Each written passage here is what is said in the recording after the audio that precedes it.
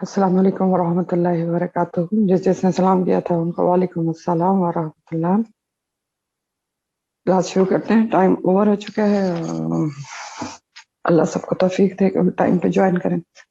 نحمدہ و نصلی علی رسولہ الکریم، اما بعد، اعوذ باللہ من الشیطان الرجیم، بسم اللہ الرحمن الرحیم۔ رب اشرح لی صدری ویسر لی امری واحلل عقدۃ من لسانی یفقهوا قولی رب زدنی علما اللہم فقہنا فی الدین اللہم ارزقنی التفکر والتدبر بما یتلوہ لسانی من کتابک والفہم لہ والمعرفۃ بمعانہ والنظر فی عجائبہ والعمل بذلک ما بقیت انک علی کل شیء قدیر رب ارحمہما کما ربیانی صغیرا اللہم حاسبنی حسابا یسیرا ربنا لا تزغ قلوبنا بعد إذ هديتنا وهب لنا من لدنك رحمة إنك أنت الوهاب رب أعوذني أن أشكر نعمتك التي أنعمت علي وعلى والدي وأن أعمل صالحا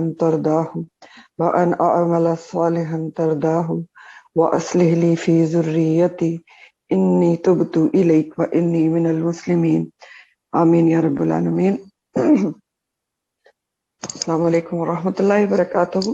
کلاس شروع کرنے سے پہلے میری دو آپ سے درخواستیں ہیں اور میں چاہتی ہوں کہ یہ ریکارڈنگ میں بھی جائیں اور ہر اسٹوڈنٹ میری ریکویسٹ کو سنے، اور ریکویسٹ پہ تو پھر عمل ہی کیا جاتا ہے۔ میں تو ریکویسٹ ہی کر سکتا ہوں، ایک ہمبل دو ریکویسٹ ہیں تمام اسٹوڈنٹ سے جو بھی فورم پہ موجود ہیں اور جو بھی سنتے ہیں۔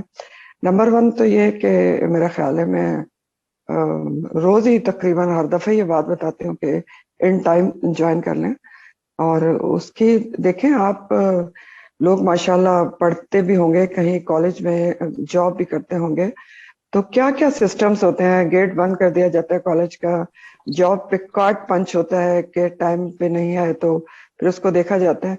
تو یہ میرا اس میں کچھ بھی نہیں ہے، یہ تو اللہ کی ایک کلاس ہے، ایک قرآن کی کلاس ہے جس میں لازمی طور پہ آدمی کو ان ٹائم ہونا چاہیے، اور بیفور ٹائم آ جائے تو آپ کو پتا ہے کہ موسیٰ علیہ السلام، ابھی آپ آگے پڑھیں گے کہ جب نبی ان کو اللہ تعالیٰ نے کوہ طور پہ بلایا تھا اور وہ 70 لوگوں کو لے کے جا رہے تھے، تو وہ سب سے پہلے آگے پہنچ گئے تھے کوہ طور پہ۔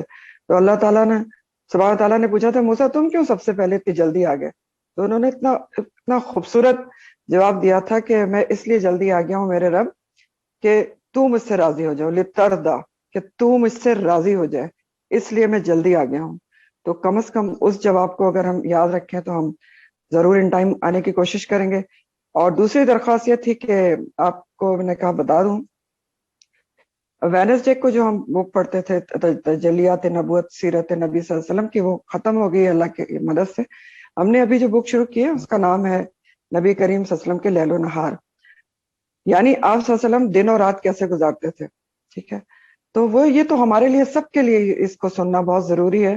اگر ہم نبی کریم صلی اللہ علیہ وسلم کی محبت کا دعویٰ کرتے ہیں تو ہمیں ان کا اتباع کرنا ہے، اور اتباع کب کریں گے؟ جب پتہ چلے گا۔ تو میری درخواست یہ ہے کہ بہت ہی چھوٹا سا اس کا لیکچر ہوتا ہے، ہارڈلی شاید 20 منٹ لگ جاتے ہوں گے، وینسڈے کو 11:30 کے بعد شروع ہوتا ہے، اور آپ لوگوں کو میکسیمم بلکہ سبھی کو چاہیے، میرے خیال میں تو کوئی ایک بھی نہیں ایسا ہونا چاہیے کہ جو اس کو اٹینڈ نہ کرے، تاکہ چھوٹی چھوٹی چیزیں ہیں جو اسوہ حسنہ ہے اور ہم ان کو اپنی زندگی میں شامل کر کے اتباع رسول کر سکتے ہیں اور اللہ تعالیٰ کی محبت پا سکتے ہیں نا۔ اللہ تعالیٰ نے کہا نا سورہ آل عمران میں، قل ان کنتم تحبون اللہ فاتبعونی، کہ اگر تم مجھ سے محبت کرتے ہو لوگوں کو بتا دیں کہ اگر وہ اللہ سے محبت کرتے ہیں تو ثبوت کیسے دیں کہ نبی کریم صلی اللہ علیہ وسلم کا اتباع کریں، تو کیا ہوگا ریوارڈ میں؟ یحببکم اللہ، کہ اللہ تعالیٰ تم سے محبت کرنے لگے گا، اور ویغفر لکم ذنوبکم، اور تمہارے گناہ معاف کر دے گا۔ تو یہ دو درخواستیں ہیں آپ سے، تو کائنڈلی اس کے اوپر توجہ دیجیے گا۔ چلیں آج کی تفسیر شروع کرتے ہیں، اور تفسیر جو ہے وہ آج کی سورہ النساء آیت نمبر 98 سے ہے۔ النساء 98، الا المستضعفین من الرجال والنساء والولدان لا یستطیعون حیلۃ ولا یہتدون سبیلا، سوائے اس کے جو مجبور کر دیے گئے۔ اب یہ آیت پچھلی آیت سے جڑی ہوئی ہے، ٹھیک ہے. پچھلی آیت میں اللہ تعالیٰ نے ان کا حال احوال بتایا تھا، جو مرتے وقت ان کو فرشتے ذرا سختی سے پیش آئیں گے، ذرا نہیں کافی سختی سے، جنہوں نے ہجرت فرض ہونے کے باوجود، فرض تھی فتح مکہ سے پہلے، اور استطاعت ہونے کے باوجود کہ وہ جا بھی سکتے تھے، ان کے پاس سارا سامان بھی موجود تھا، لیکن کیوں انہوں نے ہجرت نہیں کی؟ کیونکہ وہ اپنا گھر بار کاروبار وغیرہ چھوڑنا نہیں چاہتے تھے، مال کی محبت میں نہیں کی. تو ان کے بارے میں کہا گیا کہ جب ان کو فرشتے فوت کریں گے، ان الذین توفاہم الملائکہ ظالمی انفسہم، تو ان سے پوچھیں گے تم کیا تھے، کس مقام پہ تھے، کیا کر رہے تھے، اللہ کے حکم کے خلاف کیوں کر رہے تھے؟ تو ان کے لیے پھر بہت بڑی وعید بتائی گئی، فَأُولَئِکَ مَأْوَاهُمْ جَهَنَّمُ وَسَاءَتْ مَصِیرًا. اب کچھ لوگوں کو اس وعید سے مستثنا کیا جا رہا ہے، ایگزمپٹ کیا جا رہا ہے، ایکسیپشن بتائی جا رہی ہے کہ کن لوگوں کو فرشتے یہ نہیں کہیں گے، جن کے لیے اللہ تعالیٰ نے رعایت کی ہے.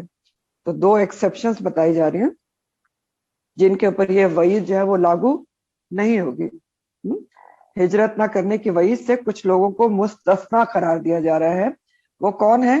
الا المستضعفین، جو واقعی کمزور تھے، من الرجال والنساء والولدان، مردوں میں سے، عورتوں میں سے، یا بچوں میں سے. واقعی کمزور تھے، بیمار تھے، لاچار تھے، نابالغ بچے تھے، عورت تھی اکیلی تو وہ سفر نہیں کر سکتی تھی، یا پھر کیا تھا، لا یستطیعون حیلۃ، یا وہ نہیں پاتے تھے کوئی تدبیر، استطاعت نہیں رکھتے تھے کسی تدبیر کی. ہیلا کا جو لفظ ہے نا، اس کے معنی ہوتے ہیں تدبیر، یا کوئی ہیلا بہانے کو بھی کہتے ہیں، تدبیر کرنا یا طاقت کرنا. تو جو استطاعت نہیں رکھتے تھے، تدبیر نہیں تھی ان کے پاس جگہ بدلنے کی، وسائل محدود تھے، سواری نہیں تھی، پیدل نہیں چل سکتے، یا پھر یہ کہ ان کو راستہ ہی نہیں آتا تھا مدینہ جانے کا، وَلَا يَهْتَدُونَ سَبِيلًا، راستہ ہی نہیں پتا تھا. تو ان کو اللہ تعالیٰ معافی دے رہے ہیں، استثناء کر رہے ہیں ان کو، کہ ان کو فرشتے سختی سے پیش نہیں آئیں گے، کہ نہ ان کے لیے جہنم کی وعید ہے. تو بخاری کی حدیث کے مفہوم میں حضرت ابن عباس جو ہیں وہ کہتے ہیں کہ میں اور میری ماں بھی انہی میں سے تھے جنہیں اللہ تعالیٰ نے معذور رکھا. یعنی ابن عباس جو ہیں آپ کے چچا کے بیٹے، یہ اس وقت بالکل چھوٹے بچے تھے، اور ان کی ماں تھی اکیلی، تو یہ سفر نہیں کر سکتے تھے. اور اسی طرح کچھ اور بھی ناتواں مسلمان تھے جو واقعی مجبور تھے، مستضعفین تھے، مستضعفین تھے، کمزور تھے، مجبور ہو گئے تھے کسی بھی وجہ سے، بیماری کی وجہ سے موو نہیں کر سکتے تھے، ہوتے ہیں نا بیڈ ریڈن ہوتے ہیں لوگ، تو یا پھر ان کے پاس استطاعت ہی نہیں تھی، پیدل نہیں چل سکتے تھے، سواری تھی نہیں، تو بہت ساری ریزنز تھی. تو کچھ اور بھی مسلمان تھے ناتواں، جن کے لیے نبی کریم صلی اللہ علیہ وسلم نماز میں مدینہ میں جب آ گئے تھے تو دعا اسپیشل کیا کرتے تھے کہ اللہ انہیں معاف کر دے. اور اللہ تعالیٰ آگے استثناء کرنے کے بعد ان کو یہی کہہ رہے ہیں کہ فَأُولَئِکَ، تو یہی وہ لوگ ہیں، عَسَى اللَّهُ، امید ہے کہ اللہ تعالیٰ أَن يَعْفُوَ، کہ وہ معاف کر دے گا، عنہم، ان کو، وَكَانَ اللَّهُ، اور ہے اللہ تعالیٰ، عَفُوًّا غَفُورًا، بہت معاف کرنے والا اور بہت بخشش کرنے والا ہے. تو یہی لوگ کون سے؟ وہی جو واقعی معذور تھے، کمزور تھے، اور ہجرت نہیں کر سکتے تھے، جن کے لیے ممکن ہی نہیں تھا کہ وہ ہجرت کرتے. تو ان کے لیے اللہ سے امید ہے کہ انہیں معاف کر دے گا. لیکن عفا کا لفظ جب اللہ کی طرف سے آتا ہے تو بات یقینی ہوتی ہے کہ اگر جینوین مجبوری تھی تو اللہ تعالیٰ کو تو مجبوریاں پتہ ہیں، تو اللہ تعالیٰ انہیں معاف کر دے گا، اور اللہ تعالیٰ بہت گناہ معاف کرنے والا اور بخشنے والا ہے. پھر فرمایا گیا ہجرت کے حوالے سے آگے بھی بات ہے، وَمَن يُهَاجِرْ فِي سَبِيلِ اللَّهِ. اب ہجرت کے ریوارڈز بتائے جا رہے ہیں. پہلے تو وعید بتائی گئی تھی نا کہ جو نہیں کرے گا کے لیے کیا ہے. اب جو اللہ کی راہ میں ہجرت کرے گا اس کے لیے کیا ہے، وَمَن يُهَاجِرْ، اور جو کوئی ہجرت کرے گا فی سبیل اللہ، اللہ کے راستے میں. مہاجرین کی ترغیب اور تسلی کے لیے اللہ تعالیٰ یہاں پر یہ حکم بتا رہے ہیں کہ جو کوئی بھی ہجرت کرے گا اللہ کے راستے میں، اللہ کے لیے، یجد، وہ پائے گا، فی الارض، زمین میں، مراغمن کثیرہ، جائے پناہ بہت سی، وسع، اور وسعت. مراغمن کا لفظ رغم سے ہے، رے غین میم. رغم کہتے ہیں خاک کو، مٹی کو، اور راغمہ کے مطلب ہوتے ہیں ایک دوسرے کو خاک آلود کرنے کی کوشش کرنا، یعنی ایک دوسرے کو سے تنازع کرنا.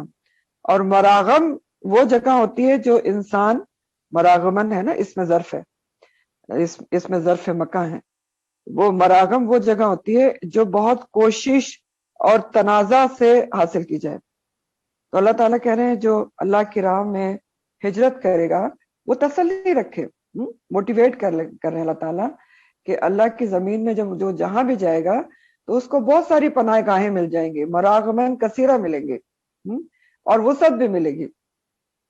اور آپ دیکھیں کیسے ہوا جب مدینہ ہجرت کر کے آئے ہیں مسلمان، تو ان کی کس قدر زبردست قسم کی پذیرائی ان کو ملی، ویلکم ملی. مہاجرین اور جو انصار تھے انہوں نے ان کو بھائی بھائی بنا لیا اور ایسا بٹوارا کیا کہ دنیا آج تک حیران ہے. ہر چیز بانٹ لی، کوئی تکلیف نہیں ہوئی. اور وسعت بھی کتنی ملی مدینہ آنے کے بعد، ہر چیز میں وسعت ملی، دین میں وسعت ملی، دین پھیلا، دین پر عمل کرنے میں وسعت ملی، اور پھر اسی طرح نیکی کرنے میں وسعت ملی، تنگی ترشی میں وسعت ملی. تو یہ ساری چیزیں ہیں. تو وَمَن يُجَاهِرْ فِي سَبِيلِ اللَّهِ يُهَاجِرْ فِي سَبِيلِ اللَّهِ يَجِدْ فِي الْأَرْضِ مُرَاغِبًا كَثِيرًا وَسَعًا. اب یہ جو ہوتی ہے نا ہجرت، وہ کیا ہوتی ہے؟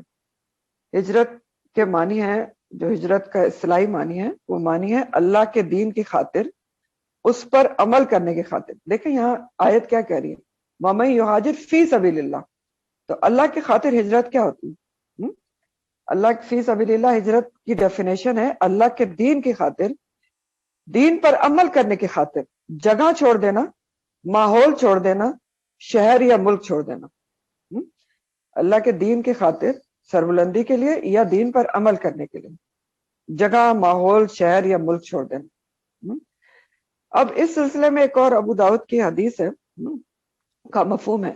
نبی کریم صلی اللہ علیہ وسلم نے فرمایا مہاجر وہ ہے جس نے وہ چھوڑ دیا جس سے اللہ اور اس کے رسول نے منع کیا. ٹھیک ہے، کیا ہے؟ کہہ رہے ہیں نبی کریم صلی اللہ علیہ وسلم کہ مہاجر وہ ہے جس نے وہ بھی چھوڑ دیا جس سے اللہ اور اس کے رسول نے منع کیا ہے. یعنی ہجرت کا ادنا سا درجہ یہ بھی ہے کہ انسان برائی اور گناہ چھوڑ دے، برائی اور گناہ چھوڑ دے اللہ کے حکم سے، اور برے ماحول کو چھوڑ دے، بری عادتوں کو چھوڑ دے، ٹھیک ہے، معصیت اور گناہ کے کاموں کو چھوڑ دے. تو یہ بھی ہجرت کاؤنٹ ہوتی ہے، اور ہجرت کے بڑے ریوارڈز ہیں. تو ہجرت کا ایک سمجھ لیں کم درجہ یہ بھی ہے کہ انسان برائی چھوڑ دے. تو ہجرت صرف ملک، شہر، ماحول کی نہیں ہوتی، بلکہ برے دوستوں کو چھوڑ دینا، بری عادتوں کو چھوڑ دینا، بری صحبت کو چھوڑ دینا، گناہوں کو چھوڑ دینا، یہ سب بھی ہجرت میں ہی شامل ہے، اور اس پہ ریوارڈز بھی ہیں. پھر اللہ تعالیٰ فرماتے ہیں اور موٹیویشن ہے اور ریوارڈ کا اعلان ہے ہجرت کے اوپر. وَمَن يَخْرُجْ، اور جو کوئی نکلے گا، مِن بَيْتِهِ، اپنے گھر سے، بیت گھر کو کہتے ہیں، جو کوئی نکلے گا اپنے گھر سے، کس حال میں؟ مہاجرن، ہجرت کرنے والا. کس حال میں نکلے گا؟ ہجرت کرنے والا بن کے نکلے گا. کیسی ہجرت؟ الی اللہ و رسولہ، ہجرت کرنے کے لیے نکلے گا اپنے گھر سے، اللہ اور رسول کے لیے نکلے گا. ٹھیک ہے، پھر کیا ہوگا کہ ثم، پھر یدرکہ الموت، پھر پالے گی اس کو موت. فقط، تو تحقیق، واقع ہو گیا، اجرہ، اجر اس کا، اللہ، اللہ کے اوپر. بڑی زبردست بات کہی جا رہی ہے کہ جو کوئی نکلے گا اپنے گھر سے اللہ اور رسول کے لیے ہجرت کے واسطے، اللہ اور رسول کے لیے ہجرت کرے گا. اب اللہ اور رسول کی ہجرت بہت طریقے سے ہو سکتی ہے نا، دعوت و تبلیغ کے لیے نکلے، یا کسی کو وہاں پر کسی جگہ پر جا رہا ہے کہ وہاں پر جا کے وہ کسی کو مسلمان کرنا چاہتا ہے، پڑھانے کے لیے جانا چاہتا ہے، تو سارا فی سبیل اللہ ہوتی ہے. تو جو کوئی ہجرت کے واسطے نکلے گا اللہ رسول کے لیے، پھر راستے میں اس کو موت آ جائے گی. ابھی کام پورا نہیں ہوا، ہجرت اس کی پوری نہیں ہوئی، وہاں پہنچا نہیں، لیکن اللہ تعالیٰ کے ذمے اس کا اجر واقع ہو جائے گا. اگر ہجرت کی نیت کر کے نکل چکا اللہ اور رسول کی خاطر، ابھی اس جگہ پہنچا نہیں، راستے میں مر گیا، ثم یدرکہ الموت، تو پوری ہجرت کا اجر و ثواب اس کو مل جائے گا. فقط وقع اجرہ علی اللہ، واقع ہو گیا یا ثابت ہو گیا اس کا اجر اللہ کے ذمہ، تو اس کو پورا اجر دیں گے اللہ تعالیٰ جتنا ہجرت کا اجر ہوتا ہے۔ اب اس آیت میں صرف ہجرت کے سفر کا ذکر ہے کہ جو اللہ کے راستے میں ہجرت کے لیے نکلے گا، لیکن دوسری صحیح احادیث سے ہمیں یہ پتہ چلتا ہے کہ اللہ کی راہ میں کوئی بھی سفر کیا جائے، ہجرت نہ بھی کر رہا انسان، ایک جگہ سے دوسری جگہ نہ بھی جا رہا ہو، لیکن اس کا سفر فی سبیل اللہ ہو۔ کیسے؟ اگر ہجرت کا نہ بھی ہو لیکن سفر فی سبیل اللہ ہو، تو اس کے لیے بھی یہ حکم ہے جو یہاں پر دیا جا رہا ہے کہ اگر وہ نیت سے نکلا ہے کوئی بھی سفر اللہ کی راہ میں کر رہا ہے، تو اگر اس کا سفر مکمل نہیں بھی ہوا، راستے میں اس کو موت آ جاتی ہے، درمیان میں کام کرتے ہوئے اس کو موت آ جاتی ہے، تو اس کا اجر اللہ کے ذمے واقع ہو گیا۔ اب فی سبیل اللہ سفر کون کون سا ہو سکتا ہے؟ اب دیکھیں، جہاد کے لیے نکلے آپ، یا حج اور عمرے کے لیے نکلے، ہے نا؟ حج اور عمرہ بھی کیا ہوتا ہے؟ فی سبیل اللہ ہوتا ہے۔ نماز کے لیے کوئی نکلا ہے، مسجد جاتے جاتے بہت ہو گیا، تو کیا ہے؟ فی سبیل اللہ ہے۔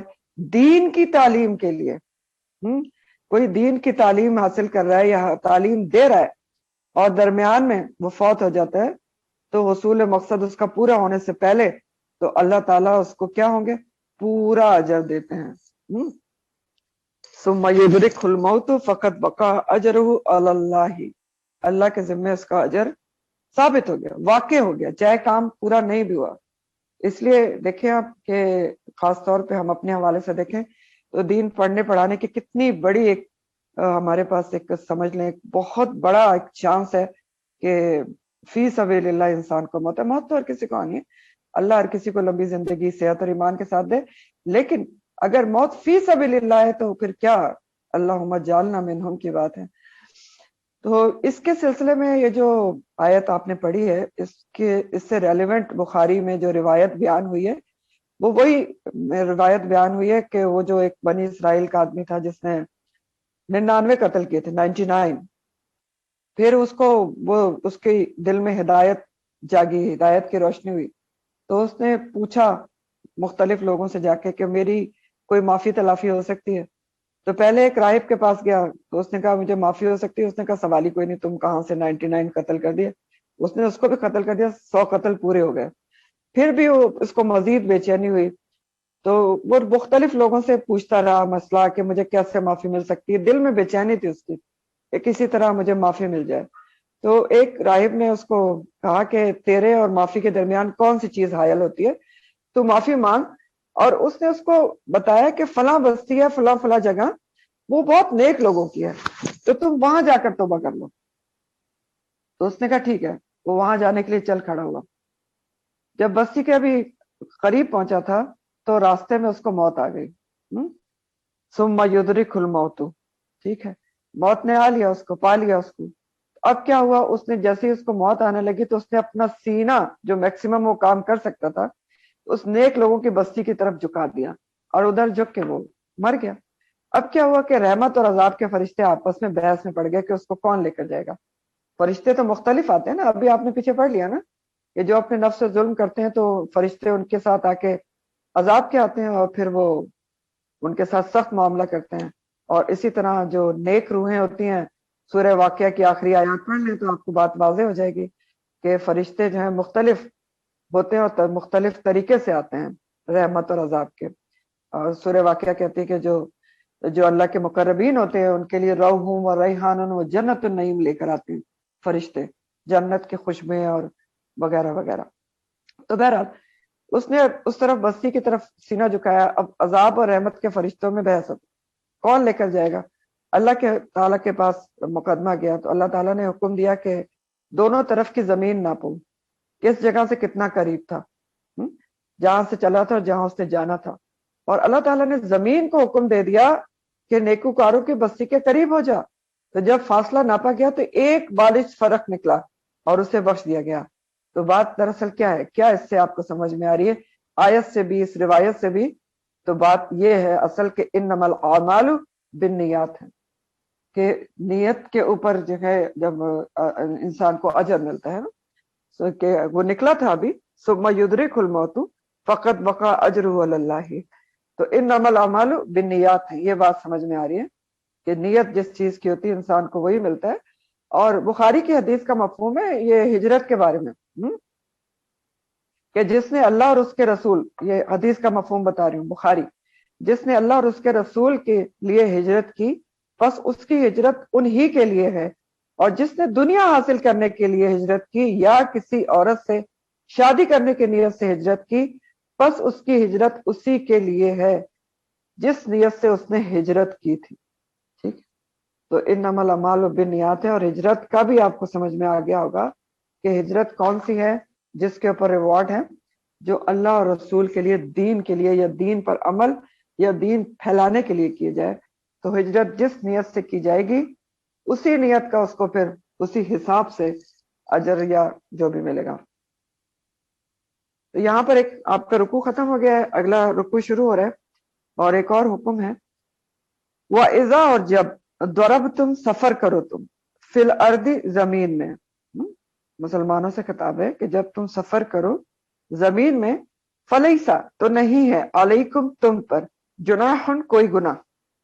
کس بات پہ کوئی گناہ نہیں ہے جب تم سفر میں نکلو زمین کے اوپر؟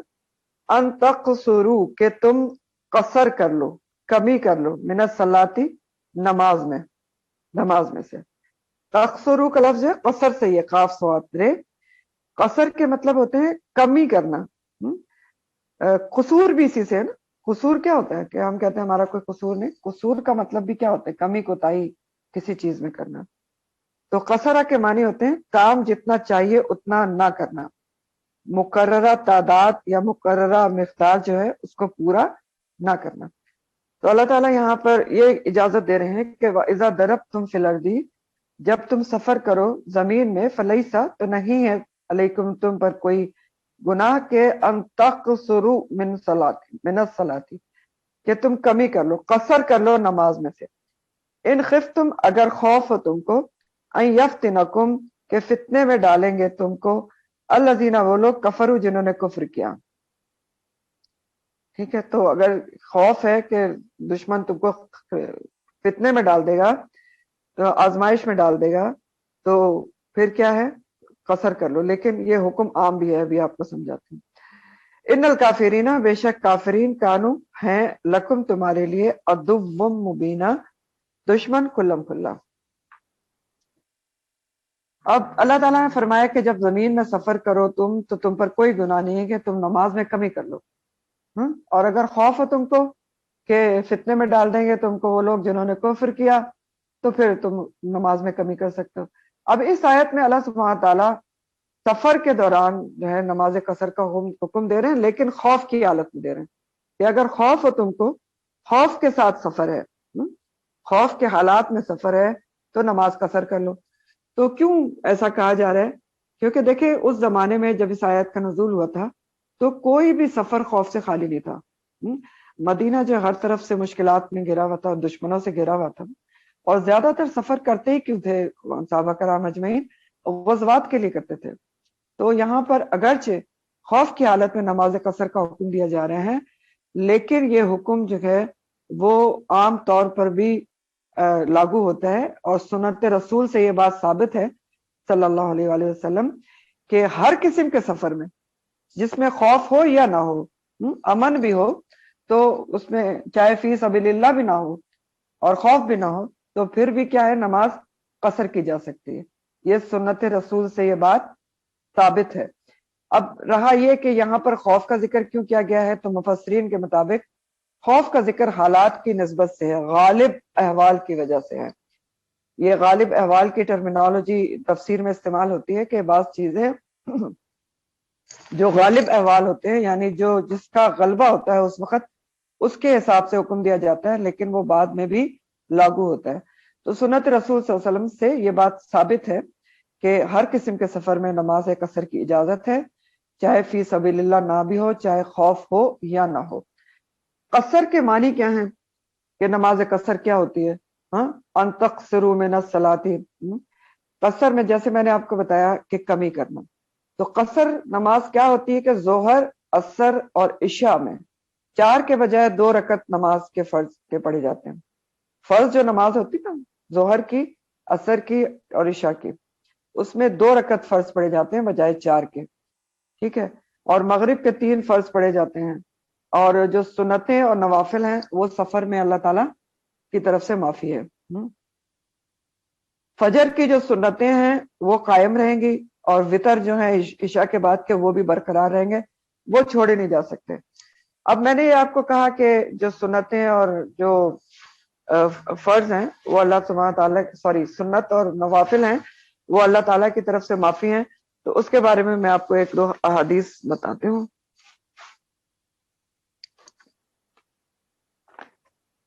جی، یہ اس طرح ہے کہ جو عبداللہ بن عمر ہیں رضی اللہ تعالیٰ عنہ، وہ یہ کرتے تھے کہ نماز جو تھی اس میں، اور یہ بخاری کی روایت ہے، مسلم میں بھی ہے، کہ وہ عبداللہ بن عمر جو ہیں وہ میدان منا میں، جب منا میں ٹھہرے ہوئے تھے تو 2 رکعتیں نماز قصر پڑھ کر اپنے بستر میں چلے جاتے تھے۔ تو ان کے جو بھتیجے ہیں حفص جن سے یہ روایت مروی ہے، وہ کہتے ہیں کہ میں نے کہا کہ چچا جان، اگر اس کے بعد آپ 2 رکعتیں سنت بھی پڑھ لیا کریں تو کیا حرج ہے؟ تو انہوں نے فرمایا کہ اگر مجھے یہ کرنا ہوتا تو میں فرض نمازی پوری نہ پڑھ لیتا، فرض نمازی پوری نہ پڑھ لیتا۔ پھر سیدنا عبداللہ بن عمر نے ان سے کہا اپنے بھتیجے سے کہ میرے بھتیجے، میں رسول اللہ صلی اللہ علیہ وسلم کے ہمراہ سفر میں رہا، مگر آپ نے 2 رکعتوں سے زیادہ نماز نہیں پڑھی، یہاں تک کہ اللہ تعالیٰ نے آپ کی روح قبض فرما لی، اور میں سیدنا ابو بکر اور کے ہمراہ سفر میں رہا، پھر سیدنا عمر کے ہمراہ سفر میں رہا، پھر سیدنا عثمان کے ہمراہ سفر میں رہا، تو ان سب نے سفر میں 2 رکعتوں سے زیادہ نماز نہیں پڑھی، اور یہاں تک کہ اللہ تعالیٰ نے ان کی روح قبض فرما لی، اور اللہ تعالیٰ نے ارشاد فرمایا کہ یقیناً رسول اللہ صلی اللہ علیہ وسلم کی زندگی میں تمہارے لیے بہترین نمونہ ہے۔ ایک ہی حدیث ہے، اور دوسری حدیث بھی میں آپ کو اس بارے میں سناتی ہوں۔ اچھا، یہ حدیث بھی جو ہے یہ اس کی ہے بخاری کی ہے، ابواب التقصیر الصلاح میں، اور اس میں یہ ایک صحابی ہیں یعلا بن امیہ، وہ کہتے ہیں کہ میں نے سیدنا عمر رضی اللہ تعالیٰ عنہ سے کہا کہ اللہ تعالیٰ تو فرماتا ہے کہ اگر تمہیں کافروں کا خوف ہو تو نماز میں قصر کر لو، تو اب تو ہم امن میں ہیں، تو مطلب ان کا مقصد تھا کہ اب ہم کیوں قصر نماز پڑھیں۔ تو سیدنا عمر رضی اللہ تعالیٰ عنہ نے جواب دیا، اسی بات پر میں نے بھی تعجب کیا تھا اور رسول اللہ صلی اللہ علیہ وسلم سے ذکر کیا، یعنی حضرت عمر کہہ رہے ہیں کہ میں نے بھی یہ بات نبی کریم صلی اللہ علیہ وسلم سے پوچھی تھی، تو آپ صلی اللہ علیہ وسلم نے فرمایا، اب یہ غور طلب بات ہے کہ آپ سن لیں، حدیث ہے کہ آپ صلی اللہ علیہ وسلم نے فرمایا کہ یہ ایک صدقہ ہے، کیا؟ نماز قصر، جو اللہ نے آپ پر کیا، لہٰذا اس کا صدقہ قبول کرو، ٹھیک ہے، صدقہ قبول کرو۔ تو اس سے کیا پتہ چلا کہ قصر کرنا جو ہے وہ زیادہ مستحب ہے، پڑھنی چاہیے۔ تو بہرحال یہ تو نماز قصر کے بارے میں ہے۔ اب کیا ہے کہ مسافر، کئی چیزیں ہیں جو ہمیں سمجھنی ہے۔ سب سے پہلے تو مسافر کے لیے ہے نماز قصر، وَإِذَا ضَرَبْتُمْ فِي الْأَرْضِ۔ تو اب مسافر کون ہوتا ہے شرعی روح سے؟ تو اس کی ڈیفینیشن لکھیں کہ مسافر کون ہے شریعت میں۔ اگر کوئی سفر کے ارادے سے نکلے اور اپنے گاؤں یا شہر کی آبادی سے باہر نکل آئے، اور شہر کی آبادی سے باہر نکلنے کا تعین آج کل بہت آسان ہے، ٹول پلازا سے آپ تعین کریں گے کہ آپ اپنے شہر کی آبادی سے باہر نکل گئے۔ تو ڈیفینیشن کیا ہے مسافر کی؟ کہ اگر کوئی سفر کے ارادے سے نکلے، اپنے گاؤں یا شہر کی آبادی سے باہر نکل آئے، تو وہ شریعت کی روح سے مسافر ہے، یہ تو مسافر ہے وہ، ٹھیک ہے۔ ابھی ہم دن اور جو اس کا مسافت ہے اس کو نہیں لے رہے ہیں، ابھی صرف مسافر کی ڈیفینیشن میں نے آپ کو بتائی کہ اپنے شہر کی آبادی سے باہر نکلے گا تو وہ شریعت کی روح سے مسافر ہے، ٹھیک ہے۔ اپنے شہر میں اگر انسان 20-25 میل بھی چلتا رہے تو وہ مسافر نہیں ہوگی، ٹھیک ہے۔ اب جو میں نے پہلے آپ کو حدیث بتائی تھی نا، اس میں ایک حدیث اور بھی ایڈ کر لیں کہ ہم نماز قصر کیوں پڑھیں۔ رسول اللہ صلی اللہ علیہ وسلم نے فرمایا، جو اسی کو ایک اور حدیث بھی اسی طرح کی ہے کہ امن کی حالت میں قصر کی اجازت دینا اللہ کا تم پر احسان ہے، تو اسے قبول کرو۔ اب میں آپ کو بتا رہی تھی کہ مسافر کون ہوتا ہے، تو مسافر کون ہے؟ جو اپنے گاؤں یا شہر کی آبادی سے باہر نکلا ہے، ٹھیک ہے۔ پھر بخاری کی ایک حدیث کا مفہوم ہے کہ حضرت حارث بن وہب رضی اللہ تعالیٰ عنہ کہتے ہیں کہ منا میں ہمیں نبی کریم صلی اللہ علیہ وسلم نے 2 رکعت نماز قصر پڑھائی، حالانکہ ہم کثرت سے تھے اور امن میں تھے، کثرت میں سے تھے اور امن میں بھی تھے، ٹھیک ہے۔ لیکن پھر بھی نبی کریم صلی اللہ علیہ وسلم نے ہمیں منا میں، یعنی یہ مدینہ سے مکہ آئے تھے اور منا میں تھے، تو ان کو नबी करीम सल्लल्लाहु अलैहि वसल्लम ने नमाज कसर पढ़ाई। तो अमन में भी थे और कसरत में भी थे, तो साबित हो गया कि इस हदीस से कि कसर जो है वो अमन की हालत में भी पढ़ी जाएगी। ठीक है, अब बात यह है कि और एक और हदीस है बुखारी की कि हजरत अनस रजी अल्लाह ताला अन्हु फरमाते हैं कि नबी करीम सल्लल्लाहु अलैहि वसल्लम ने मदीना में हमें जोहर की नमाज 4 रकतें पढ़ी, यानी नॉर्मल पढ़ी क्योंकि अपने शहर में थे, और जुल हलैफा में पहुंचकर असर की 2 रकतें पढ़ाई। जुल हलैफा जो है वो जगह है, आपको पता है कि जो जब आप मदीना से अगर निकलते हैं ना मक्का जाने के लिए, पहले लोग मदीना चले जाते हैं ना बस, तो जब वहां से निकलते हैं तो एक जगह जाके रुकती है बसेस, जहां पर एक बहुत बड़ी मस्जिद है, मस्जिद बाहिर अली जिसको कहते हैं, वहां से एहराम बांधा जाता है, और वो मदीना से मक्का जाने वालों के लिए मीकात है, तो वो है जुल हलैफा। तो ये हजरत वहाब कहते हैं कि वहां पर जब जुल हलैफा पहुंचे मदीना से नबी करीम सल्लल्लाहु अलैहि वसल्लम, तो उन्होंने नमाज कसर पढ़ी। अब फासले के हिसाब से हम देख रहे हैं, फासले के हिसाब से असल में देखें कुरान और आपकी हदीस से, नबी करीम सल्लल्लाहु अलैहि वसल्लम की हदीस से और कुरान से भी हमें यह वाज़ेह तौर पर नहीं पता चलता कि कितने फासले पर और कितने दिन के सफर पर नमाज कसर की जाएगी, और यह आपकी सुन्नत और अमल से देखा गया है, डिफरेंट किस्म की हदीस को लेकर देखा गया है, इसीलिए यह थोड़ा इख्तिलाफी मसला भी है, डिफरेंट मसला किसको डिफरेंट बताते हैं। तो बहरहाल थोड़ा हम समझने की कोशिश करते हैं।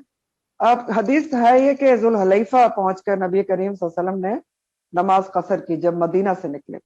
अब जुल हलैफा जो है वो मदीना से 3 शरई मील के फासले पर है। याद रहे कि शरई मील भी जो है वो हमारे मील के जितना नहीं होता, वो मुख्तलिफ है, अभी आपको बताऊंगी। और इस जुल हलैफा की हदीस के बारे में एक और इब्न शैबा है रजी अल्लाह ताला अन्हु, वो हदीस बयान करते हैं कि रसूलुल्लाह सल्लल्लाहु अलैहि वसल्लम जब 3 शरई मील या 3 फरसन की मुसाफत पर निकलते, गौर से सुन लें कि शैबा क्या कह रहे हैं कि नबी करीम सल्लल्लाहु अलैहि वसल्लम जब 3 शरई मील या 3 फरसन की मुसाफत पर निकलते तो नमाज 2 रकत पढ़ते। अब ये पूरे हदीस के और उसके रिवायत के अल्फाज में आपको बता रहा हूँ, तो उसी में लिखा हुआ है कि इस हदीस के रावी शैबा ने पूरी ईमानदारी से काम लेते हुए ये कहा कि उनके उस्ताद ने उनको 3 मील बताया था या 3 फरसंग बताया था, ये उनको याद नहीं। कि नबी करीम, अब वो दोनों बातें कह रहे हैं कि नबी करीम सल्लल्लाहु अलैहि वसल्लम 3 शरई मील के फासले पर निकलते या 3 फरसंग के फासले पर निकलते। 3 फरसंग जो है अंडर ब्रैकेट लिख लें 9 शरई मील बनता है, ठीक है। तो अब उन्होंने दोनों फासले बता दिए, तो फिर ये कहते हैं, यही शैबा कहते हैं कि एहतियातन इंसान को चाहिए कि 3 फरसन, मुसाफिर को चाहिए कि एहतियातन 3 फरसन यानी 9 शरई मील के ऊपर नमाज कसर कर ले। उस वक्त जब उसकी मंजिल मकसूद आबादी की हद से निकलने के बाद 9 शरई मील या 9 शरई मील हो तो उसको कसर कर लेना चाहिए, ठीक।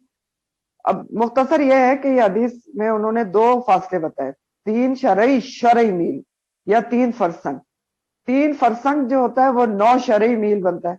अभी शरई मील भी आपको बताती हूँ, आप सिर्फ अभी इतना कंसंट्रेट करें कि 3 फरसंग जो उन्होंने बताया है, और शैबा ने कहा कि मुसाफिर को एहतियातन 9 शरई मील ही लेना चाहिए, 3 फरसंग लेना चाहिए और फिर नमाज कसर का एहतमाम करना चाहिए। तो 9 शरई मील उन्होंने कहा कि 9 शरई मील लेना चाहिए। तो अब शरई मील के तयन में भी मुख्तलिफ आ रहा है कि शरई मील कितना होगा।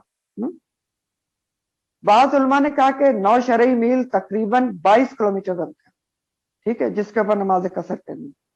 बाज़ उलमा ने कहा कि ये 45 किलोमीटर बनते हैं हमारे, ठीक है। बुखारी की एक रिवायत में आता है कि जो सहाबा कराम अजमईन थे वो ज्यादातर 45 या 48 मील के ऊपर नमाज कसर का एहतमाम किया करते थे। तो ये जो 48 मील हैं वो हमारे तकरीबन 77 किलोमीटर बनते हैं, 77 प्लस। मैंने मुफ्ती साहब से अभी पूछा था दोबारा, तो उन्होंने कहा कि 77 किलोमीटर, ठीक है, वो बनते हैं। क्योंकि देखें जो एक मील होता है, 1 किलोमीटर होता है, वो 0.6 माइल के बराबर होता है, 0.6 माइल। तो बहरहाल मुख्तसर ये है कि अगर हम 48 मील की रिवायत को लें तो हमारे कितने बनते हैं, 77 किलोमीटर का फासला बनता है। جس پر نماز قصر کی جائے گی. اور آپ کو میں نے بتا دیا کہ آبادی کو چھوڑنے کا تعین ٹول پلازا سے کیا جائے گا.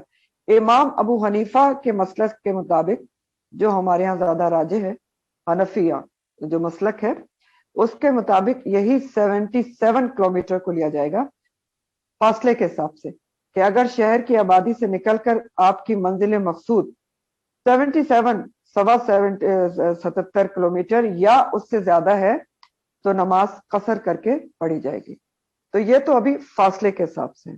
دوسرا فیکٹر ہے کہ دنوں کے حساب سے، دن کتنے ہوں گے، یہ بھی تو ہے نا، دونوں چیزیں کاؤنٹ کرنی ہیں. تو دنوں کے حساب سے بھی مختلف احادیث ہیں جو میں آپ کو بتاؤں گی، پھر آخر میں ہم کنکلوڈ کریں گے.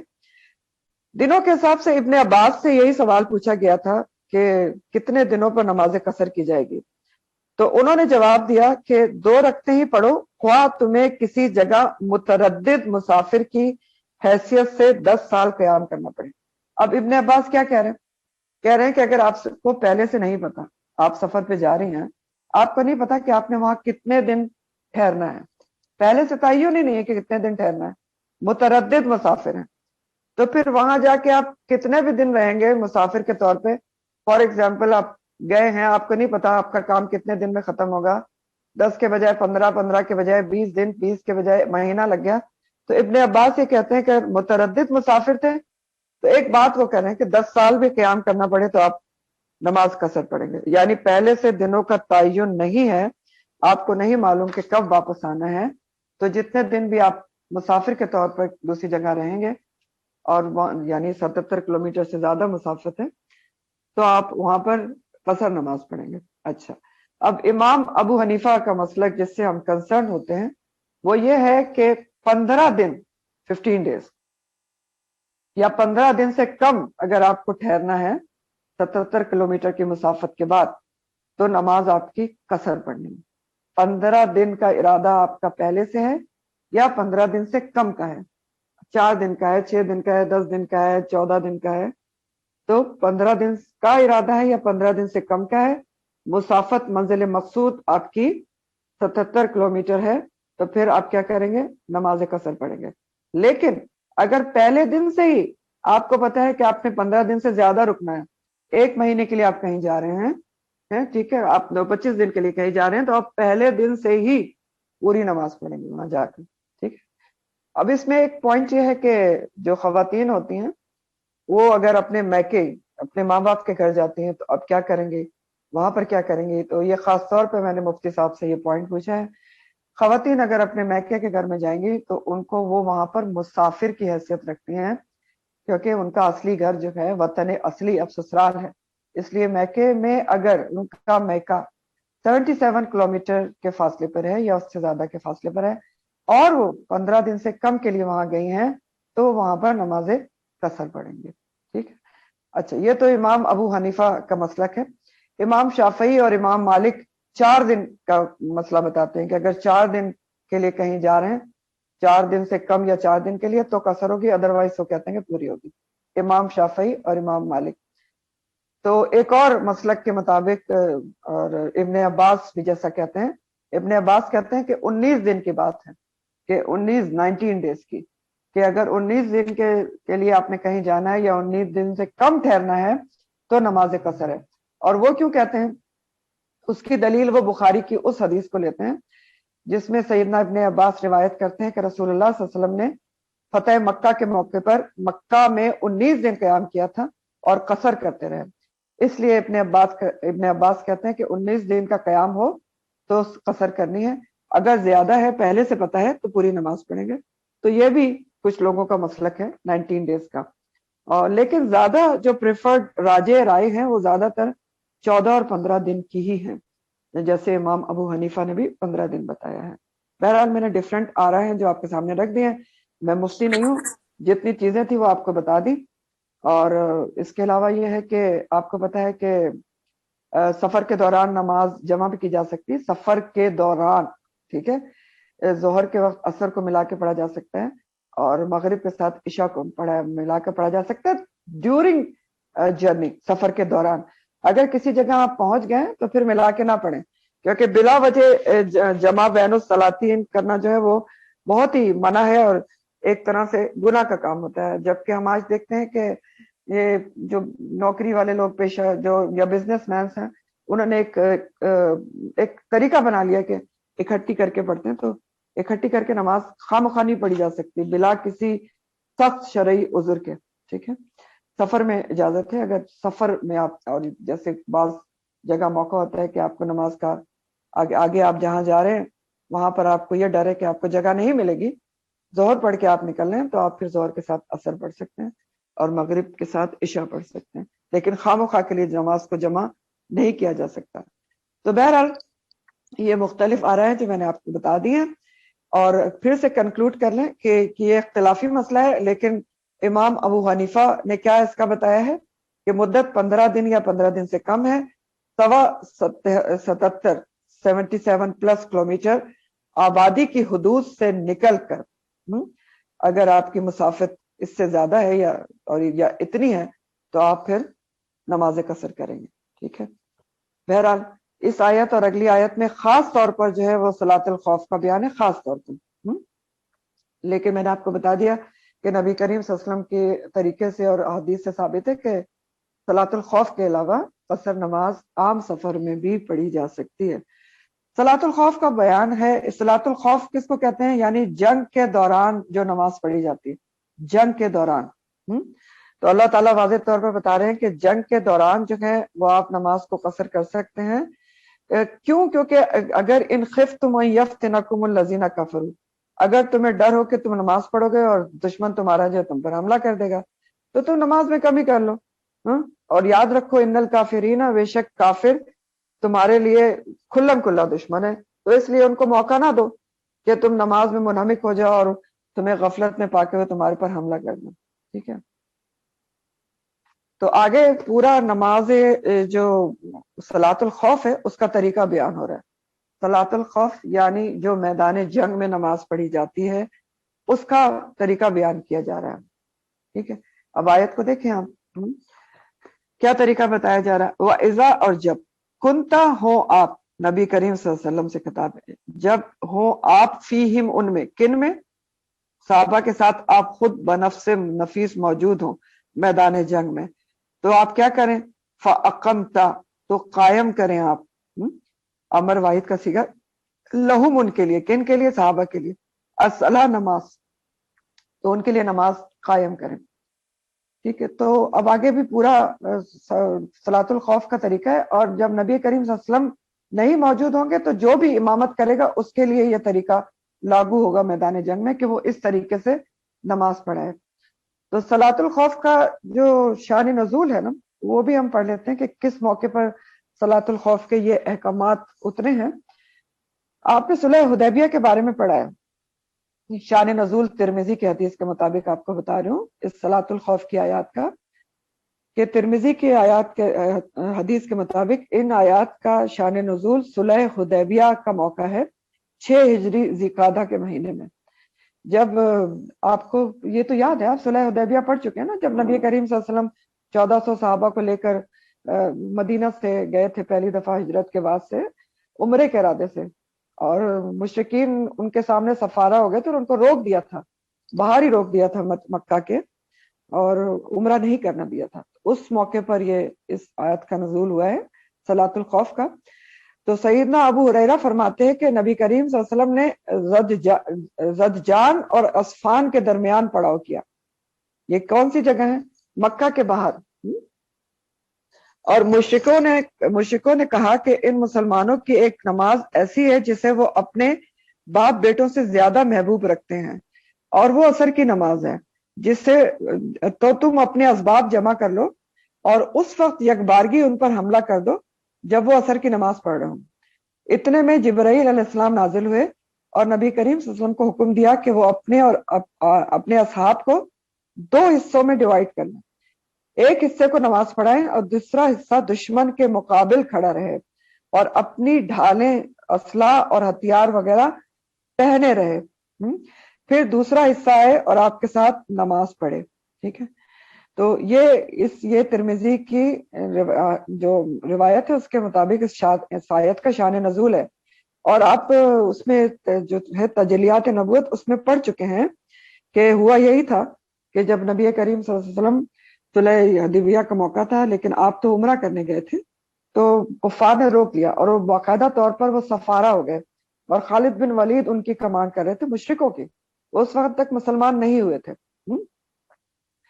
تو آمنے سامنے فوجیں تیار کھڑی تھیں، اور ظہر کی نماز پہلے پڑھی تھی میدان جنگ میں ہی، ایک طرح کا میدان جنگ بن گیا تھا، دونوں طرف سفارہ تھے، کبھی بھی جنگ چھڑ سکتے تھے۔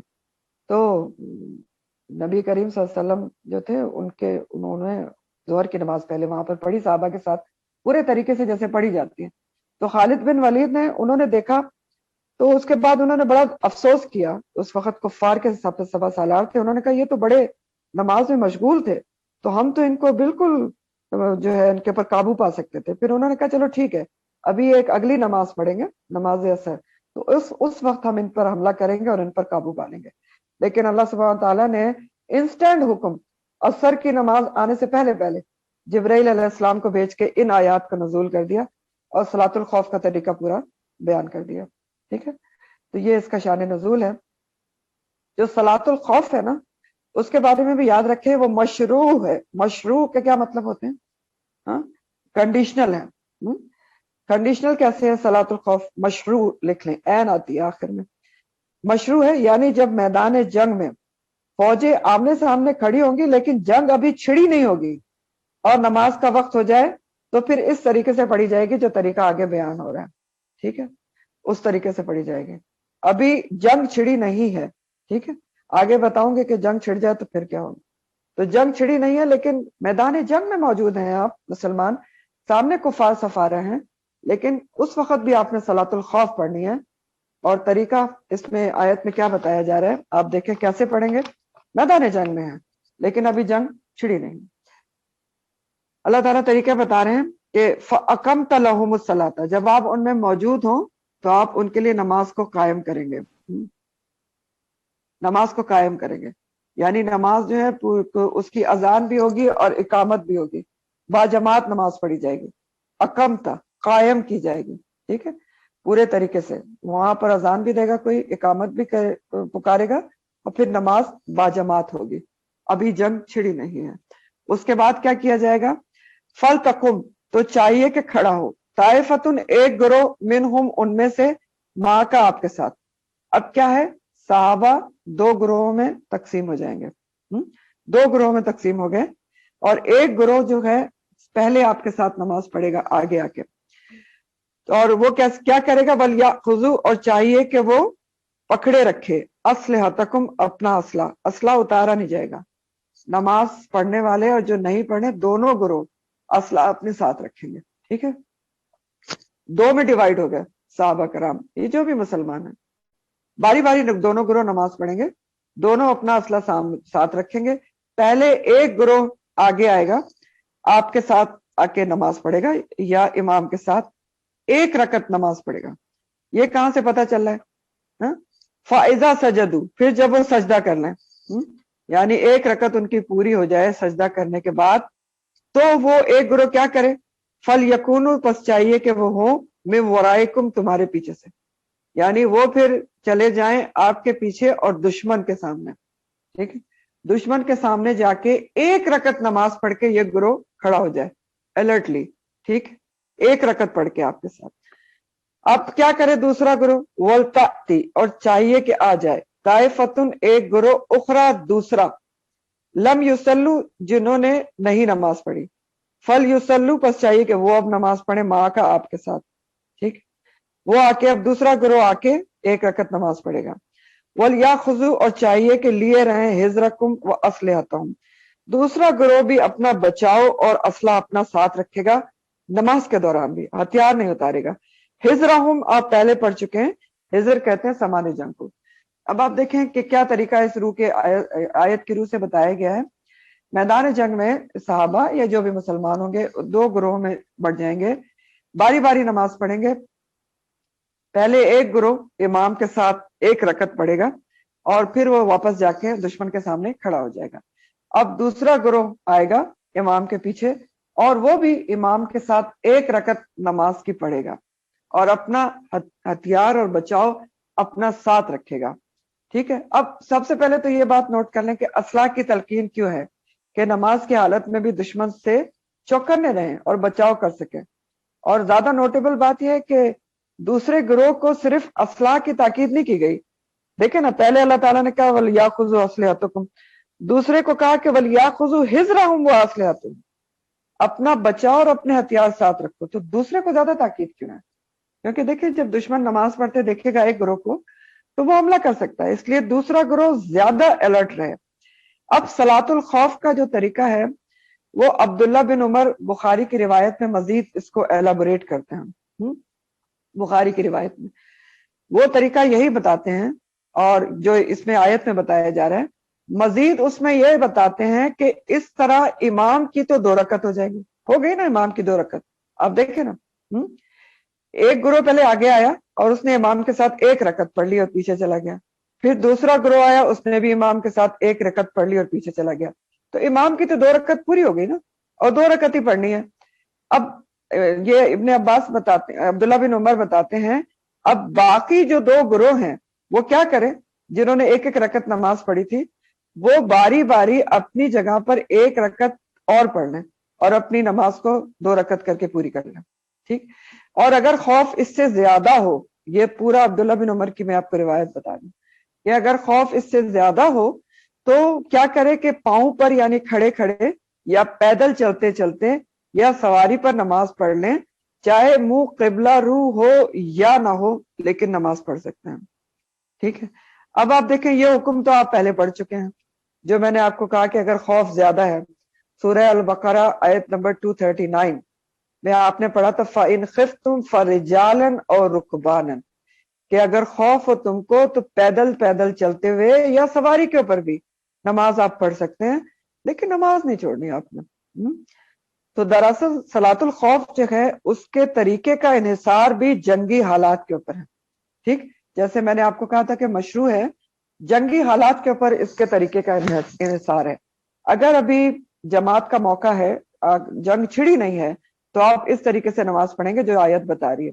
لیکن اگر جنگ چھڑ چکی ہے اور آپ کو کہیں تھوڑا بہت ایک ٹائم مل جاتا ہے کسی فوجی کو کہ وہ اکیلے اشارے سے سواری کے اوپر یا پیدل چلتے چلتے نماز 2 رکعت پڑھ سکتا ہے تو وہ پڑھ لے, چاہے ٹینک کے اوپر ہے یا بختر بند گاڑی کے اوپر ہے یا فرجالن اور رکبانن, رکبانن کہتے ہیں سواری کے اوپر, سواری پہ پڑھ لے یا اکیلے پیدل چلتے چلتے پڑھ لے. کبھی ایسا بھی ہے نا کہ کوئی فوجی نماز پڑھ رہا ہے اور کوچ کرنے کا حکم ہو گیا, آرڈر ہو گیا, تو وہ اپنی نماز پوری کرے, توڑے نہیں, چلتے چلتے اس کو پوری کر لے. فَإِنْ خِفْتُمْ فَرِجَالًا اور رُكْبَانًا. تو صلاۃ الخوف کا طریقہ اور انحصار جنگی حالات کے اوپر ہے. اہم بات یہاں پر نوٹ کرنے کی یہ ہے کہ, اور ہاں اگر جنگ پوری طرح سے چھڑ جائے نا تو پھر یہ بھی ہو سکتا ہے کہ نماز نہیں پڑھنے کا موقع ہے تو پھر بعد میں پڑھی جائے گی نماز. ٹھیک ہے. اور ایسا ہوا بھی تھا جنگ احزاب میں کہ نماز عصر قضا ہو گئی تھی اور بعد میں پڑھی گئی تھی. تو بہرحال اصل بات جو یہاں نوٹ کرنے کی ہے کہ نماز کسی حال میں نہیں چھوڑنی, یہ اللہ تعالیٰ یہ سمجھا رہے ہیں کہ میدان جنگ میں بھی پڑھنی ہے اور مردوں کو باجماعت پڑھنی ہے. باجماعت نماز کا طریقہ بتایا جا رہا ہے. تو نوٹیبل بات یہ ہے کہ نماز کسی حال میں نہیں چھوڑنی, مردوں کو باجماعت نہیں چھوڑنی ہے. اور اگر کوئی گھر بیٹھے ہوئے بلا جواز کے مرد جو ہے نماز باجماعت چھوڑ دیتا ہے تو پھر وہ خود ہی سوچ لے کہ کتنا گناہ کا کام کر رہا ہے. میدان جنگ میں بھی جماعت کا آرڈر کیا جا رہا ہے. تو یہ ساری باتیں ہیں کہ نماز کی اہمیت یہاں سے پتہ چل رہی ہے کہ کسی حال میں نہیں چھوڑنی. میدان جنگ میں ہے, فوجیں آمنے سامنے کھڑی ہیں تو بھی آپ نے پڑھنی ہے, تب تو باجماعت پڑھنی ہے. جنگ چھڑ گئی پھر بھی فرجالن و رکبانن پڑھنی ہے, پڑھنی ضرور ہے.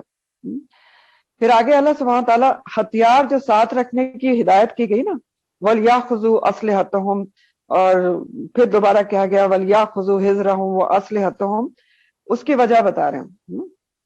اور آپ شان نزول بھی ذہن میں رکھیں تو آپ کو زیادہ بات سمجھ میں آئے گی کہ وہ تیار بیٹھے ہوئے کہ یہ عصر کی نماز پڑھیں تو ہم حملہ کر دیں. تو اللہ تعالیٰ نے بہت ہی الیبوریٹ کر کے سمجھا دیا کہ دیکھو نماز پڑھو, اس طریقے سے پڑھو, مختصر پڑھو اور اسلحہ اپنا نہ اتارو. تو اللہ تعالیٰ کی سے محبت پیدا ہوتی کہ نہیں ہوتی؟ کتنا جامع حکم دے دیا گیا کہ اپنا بار بار اللہ تعالیٰ کہہ رہے ہیں دیکھو وَلْيَأْخُذُوا حِذْرَهُمْ وَأَسْلِحَتَهُمْ, ہتھیار نہ اتارو, اپنا ہتھیار اپنا بچاؤ سارا اپنے ساتھ رکھو. کیوں؟ کیونکہ ود الذین دل سے چاہتے ہیں وہ لوگ کفروا جنہوں نے کفر کیا لو تغفلون کہ کاش تم غافل ہو جاؤ. کس سے؟ ان اسلحتکم و امتعتکم اپنے اسلحے سے اور اپنے سامان سے. امتعتی کا جو لفظ ہے وہ متاع کی جمع ہے. تو اللہ تعالیٰ سمجھا رہے ہیں کہ آپ نے کیوں نہیں اسلحہ اتارنا. جو فوجی نماز پڑھیں گے نا اسلحہ ساتھ لگا کے رکھ کے نماز پڑھیں گے, پہنے رہیں گے. تو وجہ بتائی جا رہی ہے. تو جیسے خاص کانٹیکس میں بھی تھی کہ وہ تیار تھے. تو اللہ تعالیٰ کہہ رہے ہیں کہ آپ نے اتارنا نہیں, کیونکہ جن لوگوں نے کفر کیا وہ تو چاہتے ہی ہیں کہ تم غافل ہو جاؤ اپنے اسلحہ سے اور اپنے ساز و سامان سے, جنگی ساز و سامان سے. تو وہ کیا کریں؟ فَيَمِيلُونَ تو وہ جھک پڑے, ٹوٹ پڑے, حملہ کر دیں, علیکم تم پر, میلتن جھکنا, حملہ کرنا, واحدہ ایک ہی دفعہ. یمیلونا اور میلتن کا لفظ میل سے ہے, میم یا لام, اور آپ پہلے بھی پڑھ چکے ہیں تمیلو اور میل نظیمہ. جھکنا ہوتا ہے طبیعت کا میلان, میلان بھی اسی سے ہے نا, کسی کی طرف مائل ہونا.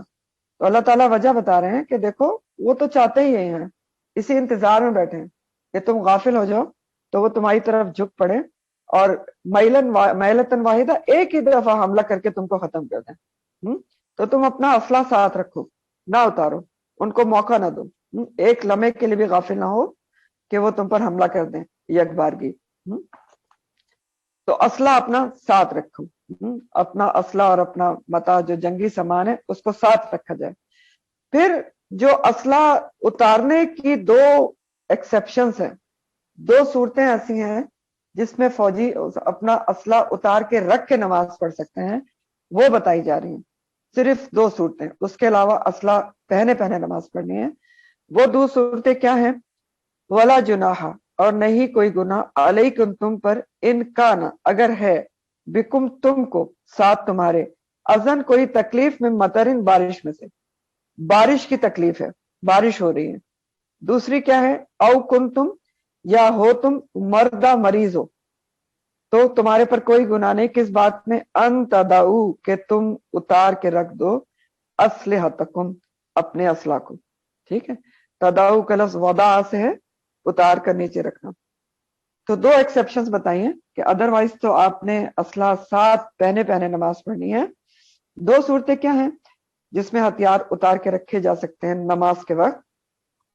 بارش ہو رہی ہو, ان کان بکم اذن من مطر, مطر کا لفظ ہے بارش کے لیے عام لفظ ہے جو استعمال ہوتا ہے, ورنہ بارش کے لیے سورہ بقرہ میں دو الفاظ آپ اور بھی پڑھ چکے ہیں, وابل تیز بارش اور طل جو ہے فتل ہلکی بارش. تو اگر بارش ہو رہی ہے اور ہتھیار ساتھ لے کر اگر نماز پڑھیں گے ٹرینچ وغیرہ میں سے نکل کے, جائے پناہ سے نکل کے, تو ہتھیار کے بھیگ کا خراب ہونے کا ڈر ہے, تو ہتھیار آپ رکھ کر آئے اور نماز پڑھ سکتے ہیں. اور دوسرا او کنتم مردہ, اگر کوئی شخص بیمار ہے, تکلیف ہے, بخار ہے, اس کو کھڑا ہتھیار اٹھا کر نماز نہیں پڑھ سکتا, تو وہ بھی اتار کے رکھ سکتا ہے. ان تدعو اسلحتکم. پھر ہدایت کی جا رہی ہے, وہ خذو حذرکم, بار بار ہدایت ہے, لیے رکھو ہتھیار اپنے ساتھ رکھو. اب دیکھیں نا, خاص موقع بھی ذہن میں رکھیں, بار بار اللہ تعالیٰ کہہ رہے ہیں ہتھیاروں سے غافل نہیں ہونے, ہتھیار اپنے ساتھ رکھو. وخذو حذرکم, بار بار تاکید ہے کہ بچاؤ اپنا اپنے ساتھ رکھو. تو یہ جو حذرکم ہے, بچاؤ ساتھ رکھنا, بچاؤ کی دو قسمیں ہوتی ہیں نا, حذر کی دو قسمیں ہوتی ہیں. ایک حصی یا ظاہری بچاؤ ہوتا ہے کہ وہ انسان اپنے ساتھ رکھے, وہ کیا ہوتا ہے؟ ہتھیار اپنا, کہ بندوق اور رائفل یا ذرا بختر وغیرہ, یہ ساری چیزیں اپنے ساتھ رکھے جائے میدان جنگ میں نماز کے دوران بھی, خذو حذرکم. اور ایک بچاؤ جو ہے وہ مانوی ہوتا ہے, وہ کون سا ہوتا ہے؟ تقوی ہوتا ہے. تو فوجیوں کو یہ بھی ہدایت ہے کہ میدان جنگ میں مانوی جو بچاؤ ہے تقوی, اس کو بھی اپنے ساتھ رکھیں. تقوی کا جو لفظ ہے, وقی جو روٹ ہے اس کا, اس کے معنی بچاؤ کے ہوتے ہیں. تو تقوی بھی اپنے ساتھ رکھیں. تقوی ہوگا میدان جنگ میں تبھی تو نماز پڑھیں گے نا. صلاۃ الخوف کب ادا کی جائے گی؟ جب آپ نے خذو حذرکم کے طور پہ مانوی طور پہ اپنا بچاؤ اپنے ساتھ رکھا ہوگا, تقوی کو ساتھ رکھا ہوگا. تو خذو حذرکم میں دونوں چیزیں آتی ہیں, حصی بچاؤ بھی اور مانوی بچاؤ بھی, تقوی بھی ساتھ رکھا جائے. اور ان اللہ, بے شک اللہ تعالیٰ نے اعد, اس نے تیار کر کے رکھا ہے, للکافرین کافروں کے لیے عذاب مہینہ دردناک عذاب. کیوں؟ کیونکہ ایک تو حملہ کر رہے ہیں، کفر کے اسلام کے خلاف لڑ رہے ہیں، اوپر سے جنگ کے دوران وہ نماز پڑھیں اور آپ اس کے دوران حملہ کر کے ان کو ختم کرنا چاہتے ہیں، تو رسوا کن عذاب ہے پھر ان کے لیے، رسوا کن عذاب. اب آپ دیکھیں کہ جو منظر یہاں پر بتایا گیا، ذرا اس کو ویژولائز کریں. میدان جنگ ہے، سامنے دشمن کی فوجیں کھڑی ہیں، ہاں، اور کیا خوبصورت منظر ہے، اور بہترین اسلام کی تعلیمات بیان ہو رہی ہیں کہ یونیفارم میں فوجی ہیں، اسلحہ لگائے ہوئے ہیں، رائفل کندھوں پہ ہے، اور صف آرا کھڑے ہوئے میدان جنگ. کیا خوبصورت منظر ہوگا.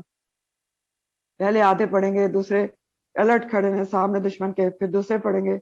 تو میدان جنگ میں بھی اللہ تعالیٰ رجوع کی جو ہے وہ تاکید کر رہے ہیں، اور میدان جنگ میں بھی انسان اگر رجوع رکھتا ہے تبھی تو اللہ کی مدد آتی ہے. یہ ہم نے نبی کریم صلی اللہ علیہ وسلم کے اسوہ سے بھی دیکھا ہے نا. بدر کے موقع پر بھی آپ ساری رات روتے رہے تھے اور دعا مانگی تھی اللہ تعالیٰ سے، اور اسی طرح خیبر کے موقع پر. تو بہت ہی پیارا منظر یہاں پر بیان ہوا ہے اگر آپ دیکھیں، اور مسلمانوں اور دین اسلام کی خوبصورتی کہ میدان جنگ میں بھی اتنے خوبصورت طریقے سے جو ہے وہ نماز ادا کی جائے گی. اور یہ جو الفاظ بار بار آئے نا، خذوا حذرکم ولیاخذوا حذرکم، آپ دیکھ رہے ہیں تو ان کا مفہوم بھی بہت وسیع ہے، واسٹ میننگ ہے اس کے. چوکنا، ہوشیار رہنا، مسلح رہنا، اپنے بچاؤ کے تمام طریقے اختیار کرنا، سب اس میں شامل ہے خذوا حذرکم میں. مثلا مورچوں کی تیاری، ٹرینچز کی، اور سارا جو کہ آپ کا جنگی سامان ہے جو بھی ہے اس کو پہلے سے تیار رکھنا، ان کی پریکٹس کر کے ان کو ریڈی رکھنا، دشمن کی نقل و حرکت سے باخبر رہنا اور انفارمیشن لیتے رہنا، سامان جنگ جو تیار کرنے والی فیکٹریز ہیں اور ذخائر ہیں ان کی حفاظت کرنا، جنگی منصوبوں کی رازداری، ہر چیز کی طرف اس آیت میں توجہ دلائی گئی ہے. سب ہر چیز کی طرف توجہ دلائی گئی ہے کیونکہ خذوا حذرکم میں یہ ساری چیزیں آ جاتی ہیں. ٹھیک ہے، اور آپ دیکھیں کہ یہی توکل علی اللہ ہے. سب سے امپورٹنٹ بات تو یہ ہے کہ یہ توکل علی اللہ سکھایا جا رہا ہے کہ تیاری پوری رکھو، خذوا حذرکم، اس کے بعد توکل کس پہ کرو؟ بھروسہ اللہ تعالیٰ کے اوپر، کہ تم نے اپنی طرف سے تیاری پوری کر لی، اللہ سے رجوع بھی کر لیا، اب اللہ تعالیٰ آپ کو جو ہے آپ کی مدد آئے گی اور آپ کو ناکام نہیں ہونے دے گا. تو توکل علی اللہ کی بہترین مثال بھی ہے یہاں پر یہ جو صلاۃ الخوف کا بیان ہے. پھر فرمایا کہ وَإِذَا قَضَيْتُمُ الصَّلَاةَ، اور پھر جب پوری کر چکو تم نماز، فَاذْكُرُوا اللَّهَ، تو یاد کرو اللہ کو. میدان جنگی کی بات ہو رہی ہے ابھی کہ میدان جنگ میں آپ نے نماز پڑھ لی ہے، پھر کیا کریں؟ ابھی بھی اللہ کا ذکر نہ چھوڑیں. فَاذْكُرُوا اللَّهَ، فَاذْكُرُوا امر جمع کا صیغہ ہے ذکر سے. اللہ کا ذکر کرو کیسے؟ قیاماً وقعوداً وعلی جنوبکم، کھڑے بیٹھے اور اپنے پہلوؤں پر لیٹے ہوئے. ہر حالت میں صلاۃ الخوف پڑھنے کے بعد بھی اللہ کا ذکر جاری رکھنا ہے. ہر حالت میں کھڑے بیٹھے اور پہلوؤں پر لیٹے. تو بہت اہم بات ہمیں یہاں سے پتہ چل رہی ہے کہ اللہ کا ذکر جو ہے وہ کسی بھی حال میں منقطع نہیں کیا جا سکتا، روکا نہیں جا سکتا. اور اللہ کا ذکر کیا کیا ہوتا ہے؟ نماز بھی اللہ کا ذکر ہے، وہ بھی بتا دیا گیا کہ کسی حال میں نہیں چھوڑنی. صلاۃ الخوف میں نماز کی آداب و شرائط اور اس کی حیت جو ہے وہ اس میں فرق آ گیا، لیکن چھوڑی نہیں گئی. اور پھر ذکر کیا ہوتا ہے اللہ تعالیٰ؟ دل اور زبان سے جب اللہ کا ذکر کرتے ہیں اس کی تاکید کی جا رہی ہے کہ آپ نماز پڑھ چکے میدان جنگ میں، لیکن اس کے بعد بھی مجاہدین کو ہدایت ہے کہ صلاۃ الخوف کے بعد بھی اللہ کا ذکر جاری رکھنا ہے، چاہے کھڑے ہیں، چاہے بیٹھے ہیں، یا تھوڑی دیر کے لیے ریسٹ کر رہے ہیں، اللہ جنوبکم، لیکن اللہ کو یاد رکھو، کیونکہ اللہ کو یاد رکھو گے تو اللہ کی مدد آئے گی. تو دل زبان سے اللہ کا ذکر جاری رکھنے کی ہدایت ہے. ابن عباس کا قول ہے، وہ کہتے ہیں کہ اللہ نے فرائض کی ایک حد مقرر کر دی ہے. یعنی فرائض کی حد مقرر کیسے کر دی ہے؟ یعنی نماز اور قرآن پڑھنا ہوا جو ہے اس کی اللہ تعالیٰ نے حد مقرر کی ہے. حد کیا ہے؟ کہ باوضو ہونا اور طہارت وغیرہ شرائط ہے. لیکن وہ کہتے ہیں کہ ذکر اللہ کی کوئی حد یا پابندی نہیں ہے جو دل اور زبان سے کیا جاتا ہے. سفر میں، حضر میں، طری میں، خشکی میں، اعلانیہ، چھپا کر، خلوت میں، جلوت میں، باوضو، بے وضو، کھڑے بیٹھے لیٹے، ہر طرح اللہ کا ذکر مطلوب ہے. تو اللہ کا ذکر کرنا ہے. تو فَإِذَا قَضَيْتُمُ الصَّلَاةَ فَاذْكُرُوا اللَّهَ، تو جب تم نماز پوری کر چکو تو اللہ کا ذکر کرو۔ اب خاص میدان جنگ کے علاوہ یہ جو حکم ہے کہ جب تم نماز پوری کر چکو تو اللہ کا ذکر کرو، تو اس میں سب سے پہلے کون سا ذکر آ جاتا ہے نماز پوری کرنے کے بعد؟ سب سے پہلے فرض نماز کے بعد کی جو دعائیں ہم پڑھتے ہیں نا وہ اس کے اندر آ جاتی ہیں۔ پڑھتے ہیں نا آپ فرض کے بعد کیا پڑھتے ہیں؟ ایک دفعہ کہتے ہیں اللہ اکبر، 3 دفعہ کیا کہتے ہیں؟ استغفر اللہ استغفر اللہ۔ تو یہ بھی نماز کے بعد کا ذکر ہے، فَإِذَا قَضَيْتُمُ الصَّلَاةَ۔ پھر اسی طرح آپ کیا پڑھتے ہیں؟ اللہم انت السلام و منک السلام تبارک یا ذا الجلال والاکرام۔ ایک اور دعا بھی پڑھتے ہیں، ربی انی علی ذکرک و شکرک و حسن عبادتک۔ آیت الکرسی بھی پڑھتے ہیں، تسبیحات فاطمہ بھی پڑھتے ہیں۔ تو یہ ساری کیا ہیں؟ فَإِذَا قَضَيْتُمُ الصَّلَاةَ فَاذْكُرُوا اللَّهَ میں آتے ہیں۔ تو سب سے پہلے جو عام امن کی حالت میں ہمارے لیے حکم ہے وہ یہ ہے کہ فرض نماز کے بعد بھی اللہ کا ذکر کرنا چاہیے، اور یہ عادت بھی بنانی چاہیے کہ نماز پڑھتے ہی مصلی کو چھوڑ دیا جائے۔ اور یہ تو ساری مسنون دعائیں ہیں جو فرض کے بعد پڑھنا ہی چاہیے۔ پھر یہ بھی ہوتا ہے کہ دیکھیں ہر حالت میں اللہ کا ذکر کرنے کی ہدایت دی جا رہی ہے۔ تو نماز کے پڑھنے کے بعد اگر آپ بیٹھ نہیں سکتے، لیٹنا چاہتے ہیں تو لیٹ جائیں، طبیعت خراب ہے، لیکن پھر بھی آپ اللہ کا ذکر کر سکتے ہیں، تسبیحات پڑھیں۔ اور کتنی سود مند تسبیحات فائدے مند ہیں، سبحان اللہ و بحمدہ سبحان اللہ العظیم پڑھیں گے آپ، اللہ کا ذکر کریں گے تو کتنا ثواب ہے۔ آپ کو پتہ ہے نا حدیث کیا کہتی ہے؟ یہ 2 کلمات زبان پہ بہت ہلکے ہیں اور رحمان کو بہت عزیز ہیں اور میزان پہ بہت بھاری ہیں۔ اسی طرح لا الہ الا اللہ جو ہے پورے میزان کو بھر دے گا۔ تو تسبیحات پڑھیں۔ تو ہر حالت میں اللہ کا ذکر کرنے کا ہدایت کی جا رہی ہے، اور خاص طور پر یہاں صلاۃ الخوف کے بعد مجاہدین کو اللہ کے ذکر کی زیادہ تاکید کیوں ہے؟ کیونکہ اللہ تعالیٰ نے مجاہدین کے لیے تخفیف کر دی نا، سہولت دے دی ان کو کہ میدان جنگ میں پوری نماز نہیں پڑھیں گے، تو شکر گزاری کے طور پہ وہ ہر وقت اللہ کا ذکر کریں۔ اور پھر یہ کہ اس لیے بھی ہدایت کی جا رہی ہے کہ مشکل حالات میں اللہ کے ذکر سے دلوں کو اطمینان ملتا ہے نا، تقویت ملتی ہے اور اللہ کی مدد بھی آتی ہے۔ اور جیسے میں نے بتایا کہ نبی کریم صلی اللہ علیہ وسلم یہ کرتے بھی تھے۔ اور ہمارے لیے اس میں سیکھنے کی کیا بات ہے؟ فَإِذَا قَضَيْتُمُ الصَّلَاةَ فَاذْكُرُوا اللَّهَ قِيَامًا وَقُعُودًا وَعَلَى جُنُوبِكُمْ۔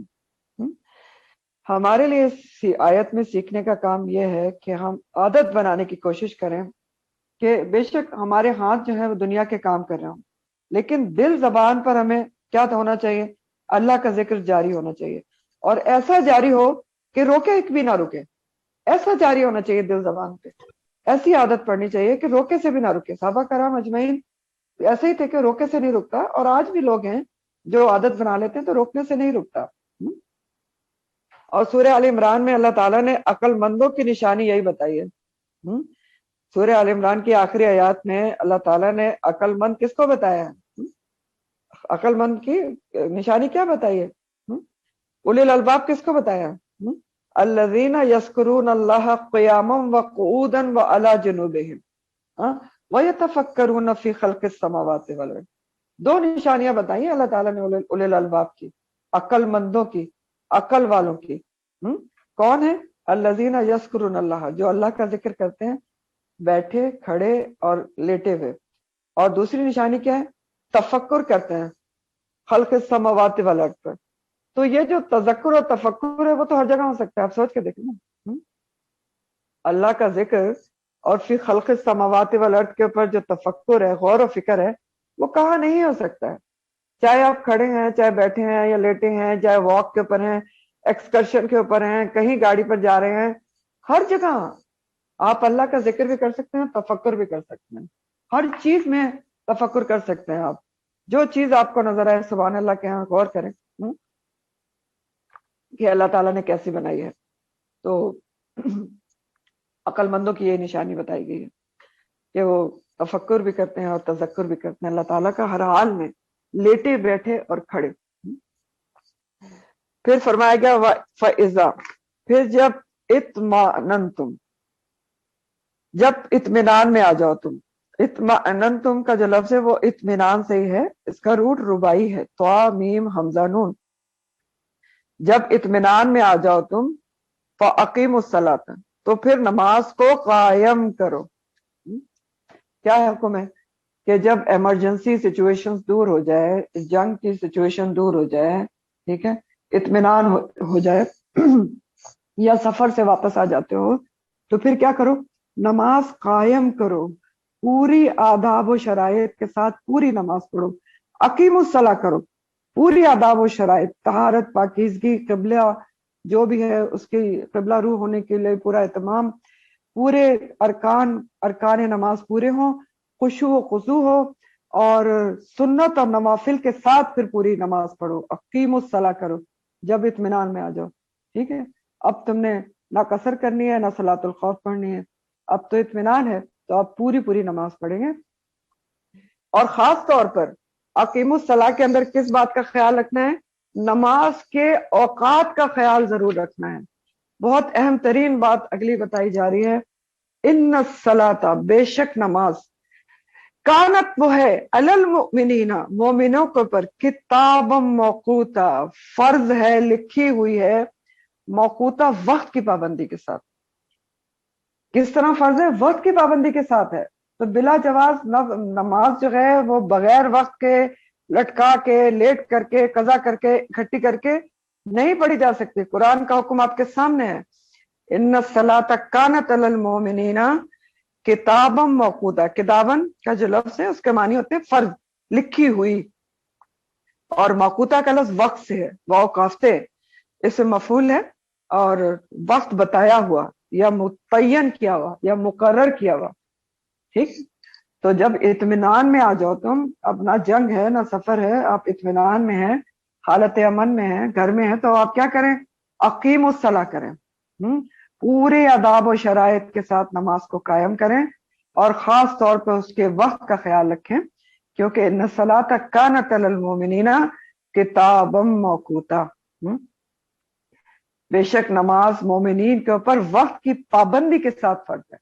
یہاں پر آپ جتنا بھی این بی لکھ سکتے ہیں اس کو لکھ لیں, جتنا ہائی لائٹ کر سکتے ہیں اس کو کر لیں, کہ مومنین کے اوپر نماز وقت کی پابندی کے ساتھ فرض ہے. ترمذی کے حدیث کا مفہوم ہے کہ نبی کریم صلی اللہ علیہ وسلم نے سے پوچھا صحابہ نے کہ کون سا عمل اللہ کے نزدیک سب سے افضل ہے, تو آپ نے فرمایا الصلاۃ لوقتہا, نماز کو اس کے وقت کے پر پڑھنا. ٹھیک ہے, سب سے اول وقت بتایا آپ نے.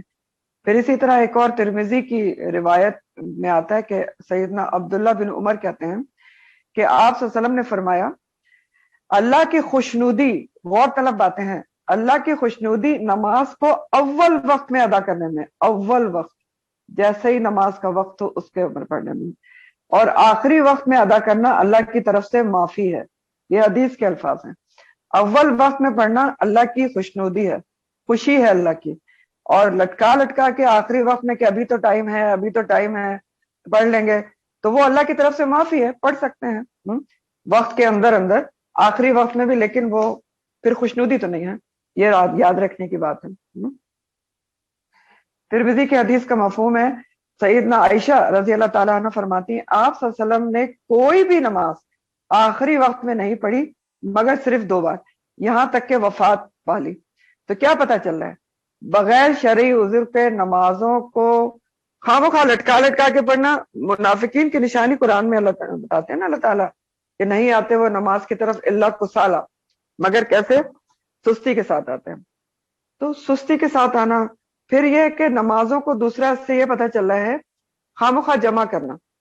آپ نے کیا کہا کہ نماز کو اس کے وقت پہ پڑھنا چاہیے, تو بلا وجہ جمع کرنا, جیسے میں نے آپ کو پہلے ہی بتایا, وہ کسی طرح بھی جائز نہیں ہے, اور اس کو معمول نہیں بنانا چاہیے. بعض ناگزیر حالات جو ہوتے ہیں سوری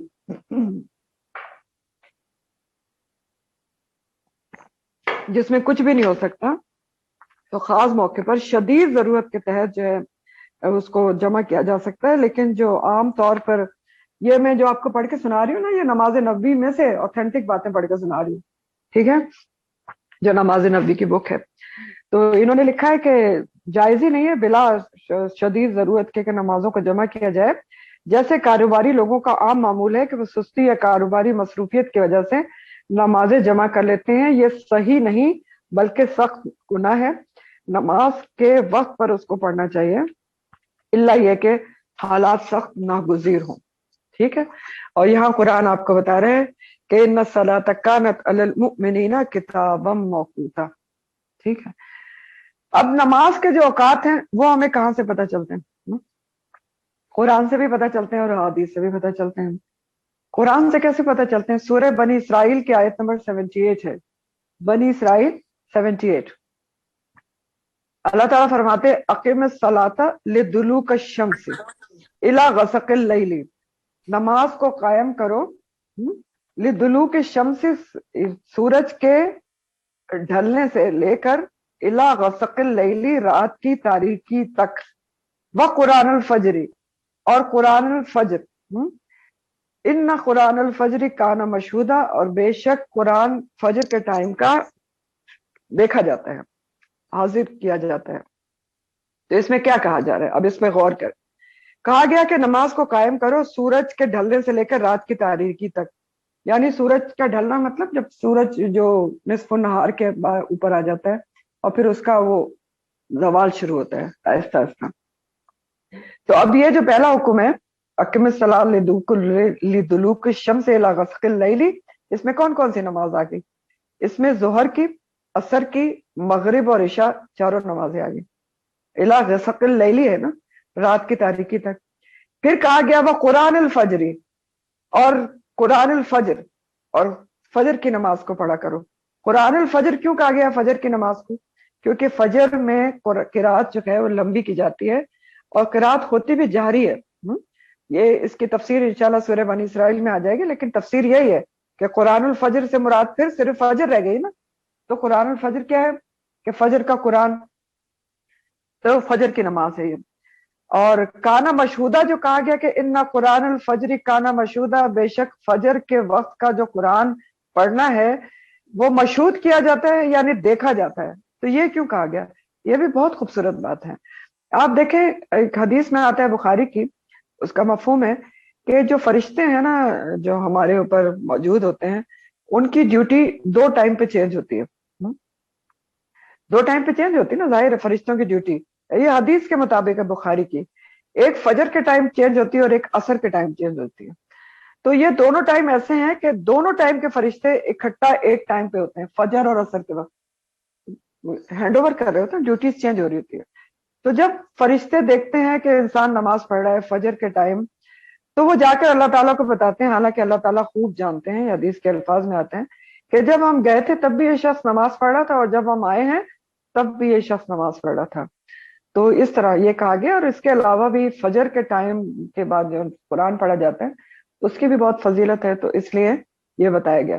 بہرحال سورہ بنی اسرائیل ہم کو نماز کے اوقات بتا رہی ہے کہ کس وقت آپ نے نماز پڑھنی ہے. جو کمپلیٹ نماز کے اوقات ہیں پریسائزلی، اس کی تفصیلات ہمیں احادیث سے ملتی ہیں. اب کچھ احادیث اس کو دیکھ لیتے ہیں نماز کے اوقات کے متعلق. مسلم اور بخاری کی حدیث ہے، آپ صلی اللہ علیہ وسلم نے فرمایا ظہر کا وقت سورج ڈھلنے سے لے کر آدمی کا سایہ اس کے برابر ہونے تک ہے. ٹھیک، آدمی کا سایہ اس کے برابر ہونے تک ہے.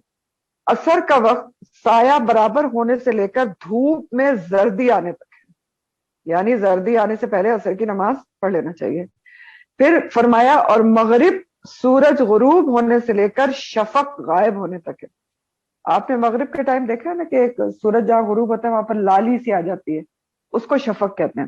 تو مغرب کا ٹائم بہت شارٹ ہوتا ہے اور سورج غروب ہونے سے لے کر شفق جب تک غائب نہ ہو اس وقت تک ہوتا ہے. اور حدیث کہتی ہے کہ عشاء کا وقت شفق غائب ہونے سے لے کر ٹھیک آدھی رات تک ہے. اور فجر کا وقت طلوع فجر سے لے کر طلوع آفتاب ہے. طلوع فجر کا ٹائم اور ہوتا ہے، اس سے لے کر طلوع آفتاب تک ہے.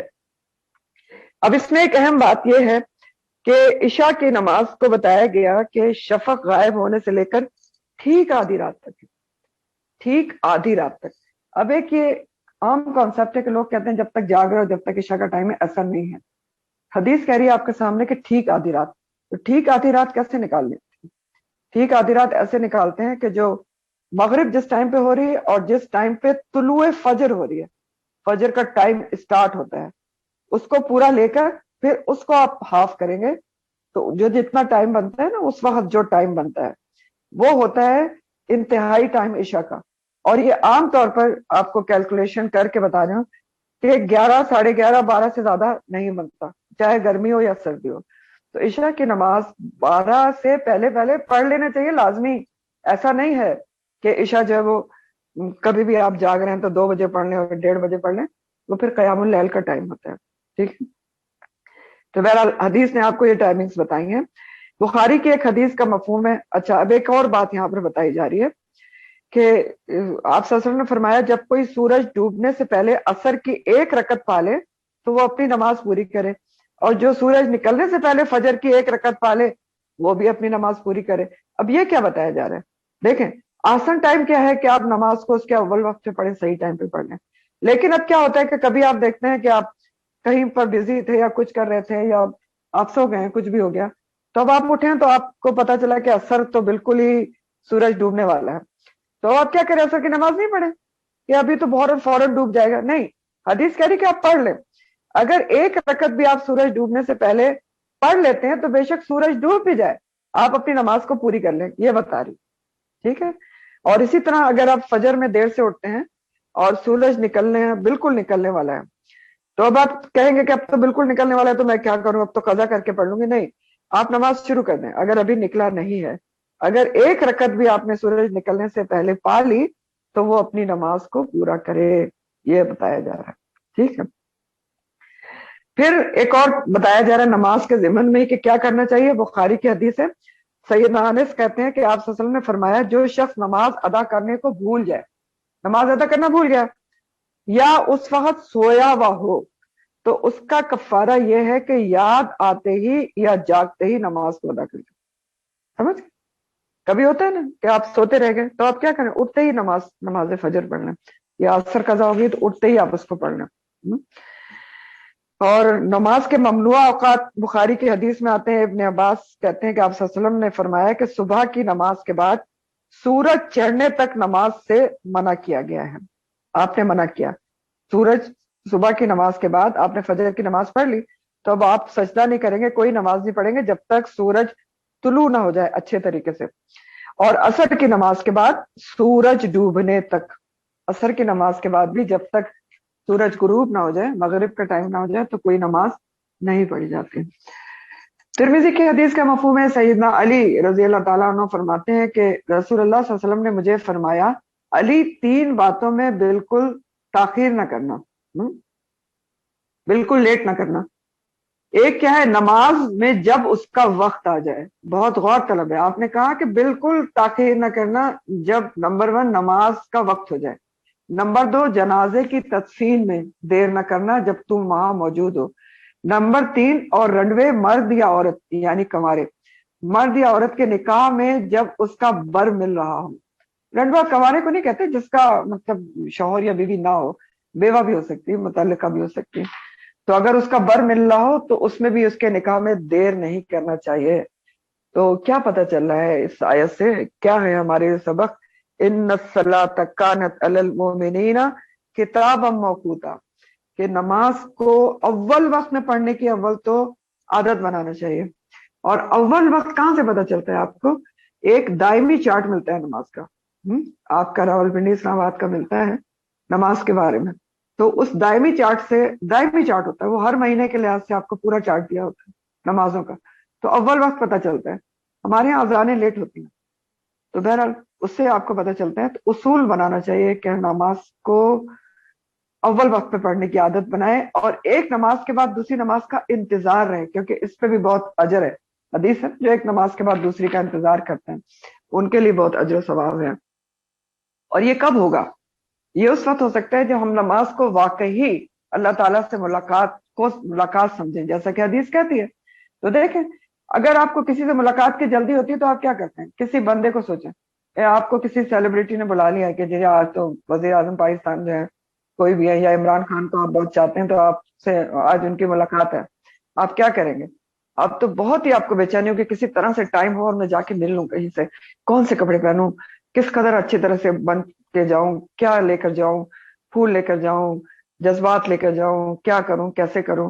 ہاں، تو یہ بات ذرا اللہ تعالیٰ کے لیے سوچ کے دیکھیں کہ اگر آپ اللہ تعالیٰ سے ملاقات سمجھتے ہیں نماز کو تو آپ اس کی تیاری کیسے کریں گے کس وقت پر پڑھیں گے اور پھر کیسے دوسری نماز کا انتظار کریں گے. تو بس یہ چھوٹا سا ایک ٹوٹکا ہے. پھر اللہ تعالیٰ فرماتے ہیں ولا تہینو، اور نہ تم وہن دکھاؤ. وہن کیا ہوتا ہے؟ پیچھے آپ پڑھ چکے ہیں نا. تہینو سب سے وہن کا مطلب ہوتا ہے ارادے کی کمزوری بنیادی طور پر، پھر ساری کمزوری اس میں آ جاتی ہے. مسلمانوں سے ہی خطاب ہے، اور ابھی جہاد اور قتال کے حوالے سے ہی بات کی جا رہی ہے. جیسا کہ پیچھے سے بات چلی، نماز صلاۃ الخوف پڑھی نا آپ نے، قتال کے ضمن میں ہی پڑھی ہے، جنگ کے حوالے سے. تو اسی ضمن میں اللہ تعالیٰ کچھ اور بھی مسلمانوں کو موٹیویٹ کر رہے ہیں اور ہمت دلا رہے ہیں کہ ولا تہینو، اور نہ تم سستی کمزوری دکھاؤ. کس میں؟ فی ابتغاء القوم، تلاش کرنے میں، پیچھا کرنے میں ایک قوم کے. کون سی قوم؟ مشرکوں کے. مشرکوں کا پیچھا کرنے میں، دشمن کا پیچھا کرنے میں، ان سے لڑنے میں کسی قسم کی وہن کمزوری نہ دکھاؤ، نہ ارادے کی، نہ جسمانی، نہ کسی اور طرف کی. یہ اللہ تعالیٰ ہدایت کر رہے ہیں. ولا تہینوا فی ابتغاء القوم.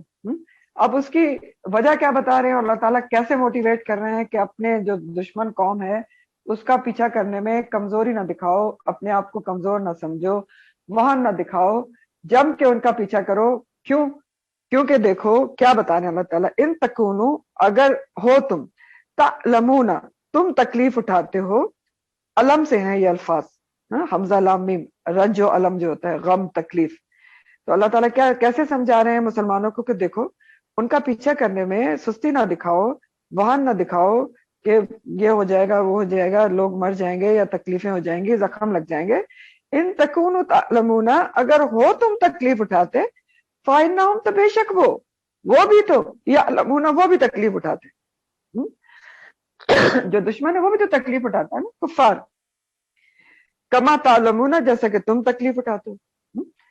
تو اس طرح موٹیویشن دی جا رہی ہے کہ تو جنگ و جدال جب ہوتا ہے تو دیکھو مسلمانوں، صرف آپ ہی تو تکلیف نہیں اٹھاتے، تکلیفیں اور زخم تو دونوں فریقوں کو پہنچتے ہیں. جیسا کہ آل عمران میں بھی کہا گیا تھا نا، آل عمران کی آیت نمبر 140 تھی، یمسسکم قرح فقد مس القوم قرح مثلہ. اگر تم کو زخم پہنچتے ہیں تو زخم ان کو بھی پہنچتا ہے تمہاری طرح کا. تو برابر کے زخم پہنچتے ہیں نا. آپ دیکھیں غزوہ بدر میں اگر مسلمانوں کے پیارے مارے گئے تھے تو ان کے بھی تو 70 بڑے سردار مارے گئے تھے نا، انہوں نے بھی تو تکلیفیں اٹھائی تھی اور 70 پکڑے بھی گئے تھے. پھر اسی طرح ہم دیکھیں کہ غزوہ احد اور غزوہ خندق جو ہیں، جو غزوات ہیں، دونوں مدینہ کے قریب ہوئی ہیں.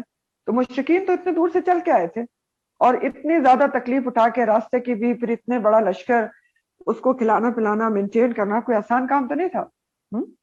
تو اس لیے اللہ تعالیٰ موٹیویٹ کر رہے ہیں کہ دیکھو وہ تو مشرک ہو کے اتنی تکلیفیں اٹھاتے ہیں، یہ سب کچھ کرتے ہیں، تو مسلمانوں کو تو یہ سب زیادہ تکلیفیں بہت آرام سے برداشت کرنا چاہیے.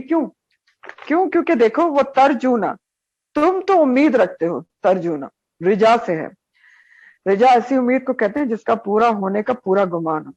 تو اللہ تعالیٰ کہہ رہے ہیں کہ دیکھو تم میں اور ان میں فرق کیا ہے. تکلیفیں تو وہ بھی اٹھاتے ہیں، تم بھی اٹھاتے ہو، ان کو بھی زخم لگتا ہے، تم کو بھی زخم لگتا ہے، لیکن تم کیوں موٹیویٹڈ رہو؟ لا تہنوا ولا تہنوا، کمزوری نہ دکھاؤ. کیونکہ بہت بڑا فرق ہے. وترجون، تم امید رکھتے ہو، من اللہ، اللہ کی طرف سے، مالا یرجون، جو وہ امید نہیں رکھتے.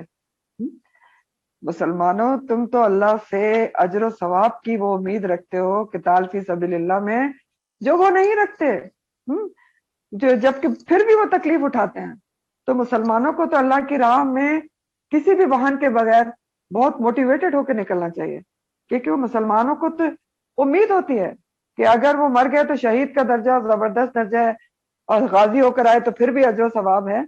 تو اللہ تعالیٰ سمجھا رہے ہیں کہ مسلمانوں کا جذبہ جہاد، اللہ کی راہ میں جد و جہد کا شوق اور ذوق بہت بڑھ چڑھ کر ہونا چاہیے، کیونکہ تم تو امید رکھتے ہو اللہ کی راہ میں کسی بھی قسم کی جد و جہد کرو گے تو تمہیں تو بہت اللہ تعالیٰ کی طرف سے ریوارڈز ملیں گے.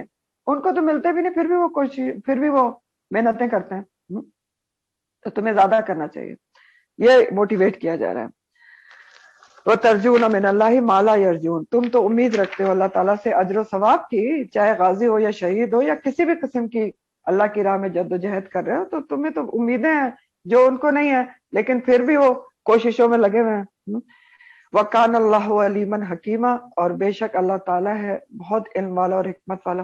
یعنی اللہ تعالیٰ نے سارے احکامات جو ہیں وہ اپنے علم اور حکمت کی بنیاد پہ دیے ہیں. تو اگر آپ کی سمجھ میں نہیں بھی آتے تو اس کے اوپر عمل کرنا ضروری ہے، کیونکہ اس کے حکمت اور علم پر مبنی ہے. اب اس آیت میں بھی ہمارے لیے بھی سبق ہے. خاص کانٹیکس تو ہے اس کا، لیکن عام کانٹیکس کیا ہے؟ ہمارے لیے سبق یہ ہے کہ دیکھیں، اگر ہم بھی کوئی بھی کام اللہ کے لیے کرتے ہیں، کسی بھی قسم کی جد و جہد کرتے ہیں، کسی بھی قسم کا جہاد فی سبیل اللہ کرتے ہیں، چاہے وہ جہاد بن نفس ہے، آپ اپنے نفس سے جہاد کر رہے ہیں، یا قلم سے کر رہے ہیں، کچھ لکھ رہے ہیں، یا آپ باللسان زبان سے کر رہے ہیں. ابھی جو میں آپ کو پڑھا رہا ہوں یہ کیا ہے؟ جہاد باللسان ہے. آپ کسی کو بتاتے ہیں تو کیا ہوتا ہے؟ جہاد باللسان ہے. جو آپ قلم سے لکھتے ہیں وہ کیا ہوتا ہے؟ جہاد بالقلم ہے. جہاد بالقرآن بھی ہوتا ہے جو ہم اس وقت کر رہے ہیں، قرآن کے ساتھ جہاد کرنا. تو کوئی بھی کام اگر ہم اللہ کی راہ میں کرتے ہیں، فی سبیل اللہ کرتے ہیں، تو ہمارے ذہن میں اس کا اجر و ثواب پکا ہونا چاہیے، پکا یقین ہونا چاہیے کہ اس کا اجر و ثواب ہے. یہی تو اللہ تعالیٰ کہہ رہے ہیں یہاں پر. آیت پہ غور کریں نا، سوچیں ذرا، دل کھول کے سوچیں اللہ تعالیٰ کیا کہہ رہے ہیں کہ دیکھو، ترجون، تم جس چیز کی امید رکھتے ہو، مالا ارجون، وہ غیر مسلم نہیں رکھتے ہیں، لیکن پھر بھی وہ تمہارے دین کو مٹانے کے لیے بڑی کوششیں کرتے ہیں. تو تمہیں تو دین کو پڑھنے، پڑھانے، پھیلانے کی زیادہ کوشش کرنا چاہیے، کیونکہ تمہیں تو اجر و ثواب ملتا ہے. تو ہمارے لیے کیا سبق ہے کہ ہم کوئی بھی کام اللہ کے لیے اگر کر رہے ہیں، ابھی جتنی میں نے آپ کو جہاد کی قسمیں بتائی ہیں وہ کر رہے ہیں، تو ہمیں اس کا اجر ذہن میں پکا ہونا چاہیے. اور اگر ہمیں اس بات کا یقین ہو جائے کہ اس کے اوپر اتنا اجر و ثواب ہے، تو اگلا سبق یہ ہے کہ پھر ہمیں کوئی چیز مشکل نہیں لگے گی. پھر ولا تہنو والی بات ہو جائے گی، پھر ہم وہاں نہیں دکھائیں گے، کمزوری نہیں دکھائیں گے. اللہ کے کسی بھی کام میں تکلیف اٹھانے میں ہم وہاں نہیں دکھائیں گے. کوئی تکلیف ہمارے آڑے نہیں آئے گی، چھوٹی سی بھی، بڑی سی بھی. ہم پھر ہر تکلیف کو اوور کم کریں گے. آیت کو سمجھے عام کانٹیکس میں. ولا تہنو والا معاملہ اس وقت ہوگا جب ہم اجر و ثواب کو پکا سمجھتے ہیں کہ اللہ کے لیے کوئی کام کر رہے ہیں تو ہمیں اس میں اجر و ثواب ہے. اللہ کے حکم کے لیے ہم کوآپریٹ کر رہے ہیں، اس میں بھی اجر و ثواب ہے. تو اگر اس میں ہمیں کوئی تکلیف آتی ہے راستے میں تو ہم اس کو اوور کم کر لیں گے، کوئی مشکل نہیں لگے گی. لیکن افسوس کے ساتھ عام طور پر ایسا ہوتا نہیں ہے. ہم جتنی محنت دنیا کے لیے کرتے ہیں، آخرت کے لیے اس کے اشر اشیر بھی نہیں کرتے. تو کیوں نہیں کرتے؟ دو ہی وجوہات ہو سکتی ہیں. یا تو یہ ہے کہ دل میں اجر و ثواب کا پختہ یقین ہی نہیں ہوتا. ظاہر ہے، لیکن اجر و ثواب کا کسی کو پختہ یقین ہو تو وہ کام کیوں نہیں کرے گا؟ کل میں نے آپ کو لیل و نہار میں ایک حدیث بتائی تھی نا کہ نبی کریم صلی اللہ علیہ وسلم نے فرمایا کہ جنت میں ایسے بالا خانے ہیں، بہت ہی حسین، ان کا ذکر کیا گیا، جو گلاس کے بنے ہوئے ہیں، ان کا اندر باہر سے، باہر اندر سے نظر آئے گا. تو ان کے فرمایا گیا کہ وہ ان کے لیے ہیں جو اللہ کے لیے محنت کرتے ہیں.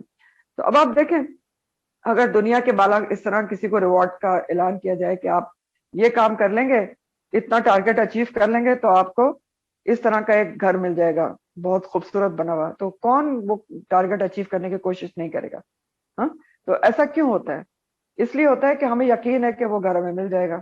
تو دنیاوی جو لوگ ہیں، کمپنیز ہیں، ان کے کہنے پہ تو ہمیں یقین ہے. اللہ کے وعدوں پہ یقین نہیں ہوتا نا، اس لیے ہم آخرت کے لیے جم کے کام نہیں کر پاتے. اللہ تعالیٰ نے بڑے بڑے ریوارڈ دیے ہوئے نا، قرآن میں دیے ہوئے ہیں کہ یہ ہے اور یہ ہے.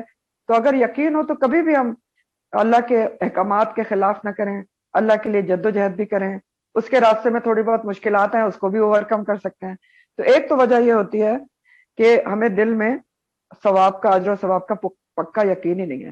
اور دوسری وجہ یہ ہوتی ہے کہ آخرت کی طرف دھیان نہیں ہوتا. آخرت کی طرف دھیان نہیں نا. آپ دیکھیں نا، دنیا کی تعلیم، ڈگریاں، ڈپلوما حاصل کرنے کے لیے کیا محنتیں نہیں ہوتی. رات رات بھر جاگتے ہیں، ماشاءاللہ سب پڑھے لکھے ہیں آپ لوگ، تو آپ کو پتا ہے کہ کتنی محنتیں کی ہیں، کیا ہے نا، قربانیاں بھی دی ہیں. اور پھر اسی طرح جو خواتین جاب کرتی ہیں ان کو بھی پتا ہے کہ کتنی قربانیاں دینی پڑتی ہیں. جب جاب کر رہے ہو تو بچہ بیمار ہو یا کچھ بھی ہو، آپ کو جاب پہ جانا پڑتا ہے، سب کچھ کرتے ہیں. لیکن دین کی تعلیم کے لیے کیا ہوتا ہے؟ تھوڑی سی بھی محنت کرنی پڑ جائے تو بہت مشکل لگ رہی ہوتی ہے. اچھا اب تو ہماری عمر نہیں ہے، اب کیسے لکھے، یہ سمجھ میں نہیں آتا، وہ سمجھ میں نہیں آتا، یہ سن لیں یہی کافی ہے، وہ کر لیں وہی کافی ہے. دنیا کے لیے ایسا نہیں ہوتا. یہ باتیں ہماری سمجھنے کی ہیں. جبکہ دیکھیں، دین کی تعلیم میں تھوڑی بھی آپ محنت کریں گے نا یا جتنے بھی محنت کریں گے اس کے لیے تو آپ کے پر ریوارڈ ہی ریوارڈ ہے. ایک ایک حرف پر اس کے نیکیاں ہیں. آپ تجوید کے لیے پڑھتے ہیں, ایک ایک حرف پہ آپ کی 10 نیکیاں لکھی جا رہی ہیں. آپ ایک آیت پہ تفکر کرتے ہیں, آپ کو 100 رکعت کا نوافل کا ثواب مل رہا ہے. تو کوئی دنیا کی تعلیم ایسی ہے؟ تو چاہیے کیا ہم کو کہ جو دین کی تعلیم ہے وہ تو دنیاوی تعلیم سے زیادہ شوق سے, جذبے سے, امنگ سے, تھرل سے اور محنت سے لی جائے نا. محنت کریں نا, اس کے لیے کیوں نہیں ہے؟ اصل تو محنت کرنا ہی اس کے لیے چاہیے. وہن نہیں دکھانا چاہیے اس میں کسی بھی قسم کی کمزوری. ولا تہنوا, اور اگر وہن ہو تو اس کا علاج اللہ تعالیٰ نے یہی بتایا ہے کہ وہ اس کا جو اجر و ثواب ہے اس کو یاد کر لیں کہ کتنا اجر و ثواب ہے دین کی تعلیم کا. فی سبیل اللہ ہے, دنیا میں بھی اجر و ثواب ہے اور پھر آگے بھی بہت اجر و ثواب ہے. تو بہت بہت طلب آیت ہے. یہاں پر بھی رکو ختم ہو گیا ہے. آگے ایک اور بات ہے, انا بے شک ہم نے, انزلنا نازل کیا ہے ہم نے, الیکا آپ کی طرف, اللہ سبحانہ تعالیٰ نے نازل کیا ہے کس کی طرف؟ نبی کریم صلی اللہ علیہ وسلم کی طرف. کس کو؟ الکتابہ, کتاب کو, قرآن کو. اللہ تعالیٰ نے, اللہ تعالیٰ فرما رہے ہیں کہ ہم نے نازل کیا, ہم نے نازل کی ہے نبی کریم صلی اللہ علیہ وسلم آپ کی طرف کتاب. کیسے نازل کی ہے؟ بالحق, حق کے ساتھ اتاری ہے. یعنی کتاب میں جو بھی واقعات ہیں, جو احکامات ہیں, سب سچ ہیں, حق ہے. جو مطالبات لوگوں سے کیے گئے ہیں وہ بھی حق ہے. اور کیوں نازل کی گئی ہے یہ کتاب قرآن کریم حق کے ساتھ؟ ایک وجہ بتائی جا رہی ہے, ون آف دا ریزن قرآن کے نزول کی. ویسے تو بہت ساری ریزنس ہیں نا. ون آف دا ریزن اللہ تعالیٰ کیا بتا رہے ہیں؟ لتحکما, تاکہ آپ فیصلہ کریں. نبی کریم صلی اللہ علیہ وسلم سے خطاب ہے. بین الناسی, لوگوں کے درمیان, بما اراک اللہ, ساتھ اس کے جو دکھایا ہے آپ کو اللہ سبحانہ تعالیٰ نے, اس کے ساتھ فیصلہ کریں لوگوں کے درمیان. ولا تکن, اور نہ تم ہونا, للخائنین, خیانت کرنے والوں کے لیے, خصیمہ, جھگڑا کرنے والے. اب پہلے تو یاد رکھیں کہ یہاں پر ایک خاص واقعے کا ذکر ہے. ٹھیک ہے, ایک خاص واقعے کا شان نزول ہے. یہ آیت نمبر 105 سے لے کے آیت نمبر 113 تک. اور الفاظ جو ہیں وہ دیکھ لیں اس میں کہ ولا تکن للخائنین, خائنین جو ہے خائن کی جمع ہے, خے و نون اس کا روٹ ہے. خائن کہتے ہیں خیانت کرنے والا, خائن. اور خیانت کیا ہوتی ہے؟ امانت داری کا ضد ہے, الٹ ہے. کہ امانت میں کسی قسم کا نقصان لے آنا, دھوکہ دینا یا واپس نہ کرنا, یہ سب کیا ہوتا ہے؟ خیانت ہوتی ہے. اور خصیمہ کا جو لفظ ہے خصم سے ہے, خصمہ, جھگڑا کرنا, کسی چیز کا دعوے دار ہونے کی بنیاد پر جھگڑا کرنا. تو اللہ تعالیٰ کا خاص خطاب ہے نبی کریم صلی اللہ علیہ وآلہ وسلم سے کہ آپ کی طرف کتاب جو اتاری گئی ہے وہ اس لیے اتاری گئی ہے حق کے ساتھ کہ آپ اس کے ذریعے جو دکھایا گیا ہے آپ کو کتاب میں, اس کے ذریعے لوگوں کے درمیان فیصلہ کریں. دکھایا گیا ہے بما اراک اللہ, یعنی جو وحی الہی کے ذریعے آپ کو قرآن میں بتایا گیا ہے, دکھایا گیا ہے, اس کے ذریعے آپ لوگوں کے درمیان فیصلہ کریں. اب واقعہ کیا ہے جس کے اوپر ان آیات کا نزول ہوا ہے وہ میں آپ کو بتا دیتے ہوں. واقعہ اس طرح ہے, اور یہ اس کا شان نزول جو ہے وہ ترمذی میں بھی ہے اور مسلم میں بھی ہے. واقعہ اس طرح سے کہ ایک شخص تھا بنو ظفر کا, قبیلہ بنو ظفر کا, مدینہ. تو اس نے کیا کیا کہ ایک دوسرے انصاری کے گھر سے آٹے کا ایک تھیلا, بوری, اور ایک ذرا بکتر جو ہوتی ہے وہ چوری کر لی. اور چالاکی ہوشیاری اس نے یہ کی کہ یہ دونوں چیزیں اس نے اپنے گھر میں نہیں رکھی کہ بازیاب ہو جائیں گے. اس نے ایک یہودی کے ہاں بطور امانت رکھوا دی. اب کیا ہوا کہ آٹے کا تھیلا تھوڑا سا پھٹا ہوا تھا جس کی وجہ سے آٹا گر رہا تھا. اور جب جو تھیلے کا مالک تھا, ذرا کا مالک, وہ اسی گرے ہوئے آٹے کی وجہ سے سراغ لگاتے لگاتے اس بنو ظفر کے جس نے چوری کی تھی, چور, اس کے گھر میں پہنچ گیا. اس سے پوچھا تو وہ ساتھ مکر گیا. اس نے کہا میرے پاس تو کچھ بھی نہیں, تلاشی کر لو. تلاشی کروا دی تو وہ تو کچھ بھی نہیں نکلا. تو اب مالک جو ہے وہ پریشان ہوا, پھر اس نے ڈھونڈنا شروع کیا. اور پھر روایات میں آتا ہے کہ آٹا ہی گرا ہوا دیکھ کر یا کسی اور سراغوں کی بنا پر وہ یہودی کے گھر بھی پہنچ گیا. یہودی سے اس نے چوری کا ذکر کیا تو اس نے کہا ہاں یہ چیزیں میرے پاس ہیں, لیکن یہ تو کسی نے بطور امانت میرے پاس رکھوائی ہیں, تو میں تو تمہیں نہیں دے سکتا. تو اب وہ پریشان ہو گیا, مقدمہ رسول کریم صلی اللہ علیہ وسلم کے پاس پہنچا کہ اب فیصلہ کریں. اب کیا ہوا کہ جو بنو ظفر قبیلہ تھا نا جس کے انصار نے یہ چوری کی تھی، اس کے پورے قبیلے نے ایکا کر لیا. کس بات پہ؟ کہ انہوں نے کہا جو بھی ہو جائے. ان کو پتا تھا کہ ہمارا بندہ چور ہے، لیکن انہوں نے فیصلہ کیا کہ ہم نے ہر حال میں الزام یہودی پر لگانا ہے. اور ہم نے جو ہے اتنی قسمیں کھانی ہے نبی کریم صلی اللہ علیہ وسلم کے سامنے کہ ان کو یقین ہو جائے کہ یہودی چور ہے. اور ایسا انہوں نے کیوں کیا؟ وہ قبیلے کی حمیت، قبائلی حمیت اور تعصب. چنانچہ انہوں نے یہی کیا کہ نبی کریم صلی اللہ علیہ وسلم کے سامنے قبیلہ بنو ظفر کے کافی لوگ اکٹھا ہو کر انہوں نے اتنی قسمیں پرتیتیں کھائیں کہ نبی کریم صلی اللہ علیہ وسلم کو قریب تھا کہ ان کو بات کا یقین ہو جاتا، اور ان کی باتوں میں آ کر وہ یہودی کو چور سمجھ کر اس کے خلاف فیصلہ دے دیتے اور قطع ید، ہاتھ کاٹنے کا حکم دے دیتے کہ اللہ تعالیٰ نے براہ راست وحی کا نزول فرما کر اصل صورتحال سے آپ کو آگاہ کر دیا ان آیات کے ذریعے. ٹھیک ہے، فوراً وحی کا نزول ہو گیا اور اللہ تعالیٰ نے بتا دیا کہ یہ صحیح جو ہے بات یہ ہے اور یہ لوگ غلط کر رہے ہیں. تو ان آیات کے ذریعے تو آپ صلی اللہ علیہ وسلم کو بددیانت اور خائن لوگوں کی ہرگز بھی حمایت کرنے سے روک دیا گیا کہ آپ بالکل بھی ان کی حمایت نہ کریں. وَلَا تَكُنْ لِلْخَائِنِينَ خَصِيمًا. اب آپ دیکھیں یہاں تک اس آیت سے بھی آپ کو بہت ساری باتیں معلوم ہو رہی ہیں. نمبر 1 تو کہ ایک خائن کی اعانت اور حمایت کسی بھی طریقے سے جائز نہیں ہے، الا یہ کہ آپ کو علم بھی ہو کہ وہ چور ہے یا خائن ہے، لیکن عزیز رشتہ دار ہے، دوست ہے، تو آپ اس کی حمایت کریں، ایسا نہیں ہو سکتا. اور پھر اس سے ہمیں یہ بھی پتہ چل رہا ہے کہ جو لائرز وغیرہ ہوتے ہیں ان کو بھی کسی غلط چور کی یا خائن کی اگر ان کو پتہ ہے تو اگر اس کو ڈیفینڈ کریں گے تو وہ پھر گناہگار ہوں گے. ٹھیک ہے، دوسری بات ہمیں یہاں سے یہ پتہ چل رہی کہ نبی کریم صلی اللہ علیہ وسلم بھی انسان تھے اور غیب کا علم پورا نہیں جانتے تھے، نہ دلوں کا حال جانتے تھے، الا یہ کہ اللہ تعالیٰ ان کو جتنا غیب کا علم بتاتا تھا. تو دلوں کا حال نہیں جانتے تھے کہ کون جھوٹ بول رہا ہے اور کون سچ بول رہا ہے، یا اللہ یہ کہ اللہ تعالیٰ ان کو وحی کے ذریعے بتا دیں. تو یہاں بھی دیکھیں ان کو پتہ نہیں چل رہا تھا کیونکہ دلوں کا حال صرف اللہ جانتا ہے، تو اللہ تعالیٰ نے آپ کو وحی کے ذریعے خبردار کر دیا. پھر یہ پتہ چل رہا ہے کہ اللہ تعالیٰ اپنے انبیاء کی حفاظت خود کرتے ہیں اور غلط فیصلے سے بچا لیتے ہیں. ڈائریکٹ وحی کا نزول ہو گیا. ہمارے لیے بہت بڑا سبق یہ ہے کہ انصاف کے معاملے میں کسی قسم کا تعصب برداشت نہیں کیا جائے گا. چاہے فریق جو دوسرا ہے وہ دوستی کے لحاظ سے آپ کے قریب ہو، رشتہ داری کے لحاظ سے قریب ہو، قومیت کے لحاظ سے قریب ہو، یا دین کے لحاظ سے قریب ہو، کچھ بھی ہو، آپ نے انصاف کا ہاتھ، جو انصاف کا دامن ہے وہ ہاتھ سے نہیں چھوڑنا. ہمارا دین عدل ہے.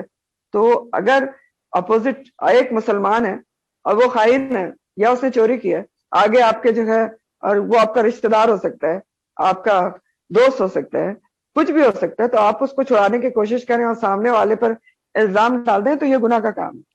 اور چاہے اپوزٹ کافری کیوں نہ ہو، یہودی نصرانی کیوں نہ ہو، لیکن انصاف کے طریقے جو سلیقے ہیں وہ پورے کیے جائیں گے. اللہ تعالیٰ قرآن میں کہتے ہیں کہ ان اللہ یحب المقسطین، اللہ تعالیٰ محبت رکھتے ہیں انصاف کرنے والوں سے. تو بہرحال یہ ہوا اور اللہ تعالیٰ نے ڈائریکٹ آیات کا نزول کر دیا اور اللہ تعالیٰ نے کہا کہ وَلَا تَكُنْ لِلْخَائِنِينَ خَصِيمًا، آپ جو ہیں خائن کرنے والوں کے لیے جھگڑا کرنے والے نہ بنے. وَاسْتَغْفِرِ اللَّهَ، اور بخشش مانگو اللہ سے. واحد کا صیغہ ہے، واحد مانگو، واحد امر کا صیغہ اللہ سے. اب اس کے دو معنی کیے گئے ہیں کہ یہ کس سے کہا جا رہا ہے. ایک معنی تو یہ کہا گیا کہ نبی کریم صلی اللہ علیہ وسلم سے اللہ تعالیٰ کا خطاب ہے کہ آپ استغفار کریں، کیونکہ دیکھیں اگر قاضی جو ہوتا ہے نا شہادتوں کی بنیاد پر فیصلہ کرنے کا پابند ہوتا ہے، لہٰذا اگر آپ انصاری کے حق میں بھی فیصلہ دے دیتے تو آپ کا قصور تو نہیں ہوتا، لیکن اللہ تعالیٰ نے آپ کو روک دیا اور آپ کی شان اور عظمت کو پیش نظر رکھتے ہوئے اللہ تعالیٰ استغفار کی تاکید کر رہے ہیں. کیوں کر رہے ہیں؟ کیونکہ کسی قدر آپ انصاری کی طرف مائل ہو گئے تھے جو گناہگار اور چور تھا. تو آپ سے کہا جا رہا ہے کہ واستغفر اللہ، آپ بھی جو مائل ہو گئے تھے اس کے لیے معافی مانگ لیں. لیکن اب یہاں پر ایک سوال یہ پیدا ہوتا ہے کہ سورہ فتح میں تو اللہ تعالیٰ نے فرمایا ہے کہ اللہ تعالیٰ نے آپ کے اگلے پچھلے گناہ سب معاف کر دیے ہیں، تو پھر کیوں کہا جا رہا ہے واستغفر اللہ؟ تو اس لیے کہا جا رہا ہے کہ خطاب تو آپ سے ہے لیکن سبق امت کو دیا جا رہا ہے، امت کے لیے ٹیچنگ ہے، ہمیں سکھایا جا رہا ہے، اور آپ صلی اللہ علیہ وسلم کو بطور نمونہ امت کے لیے پیش کیا جا رہا ہے.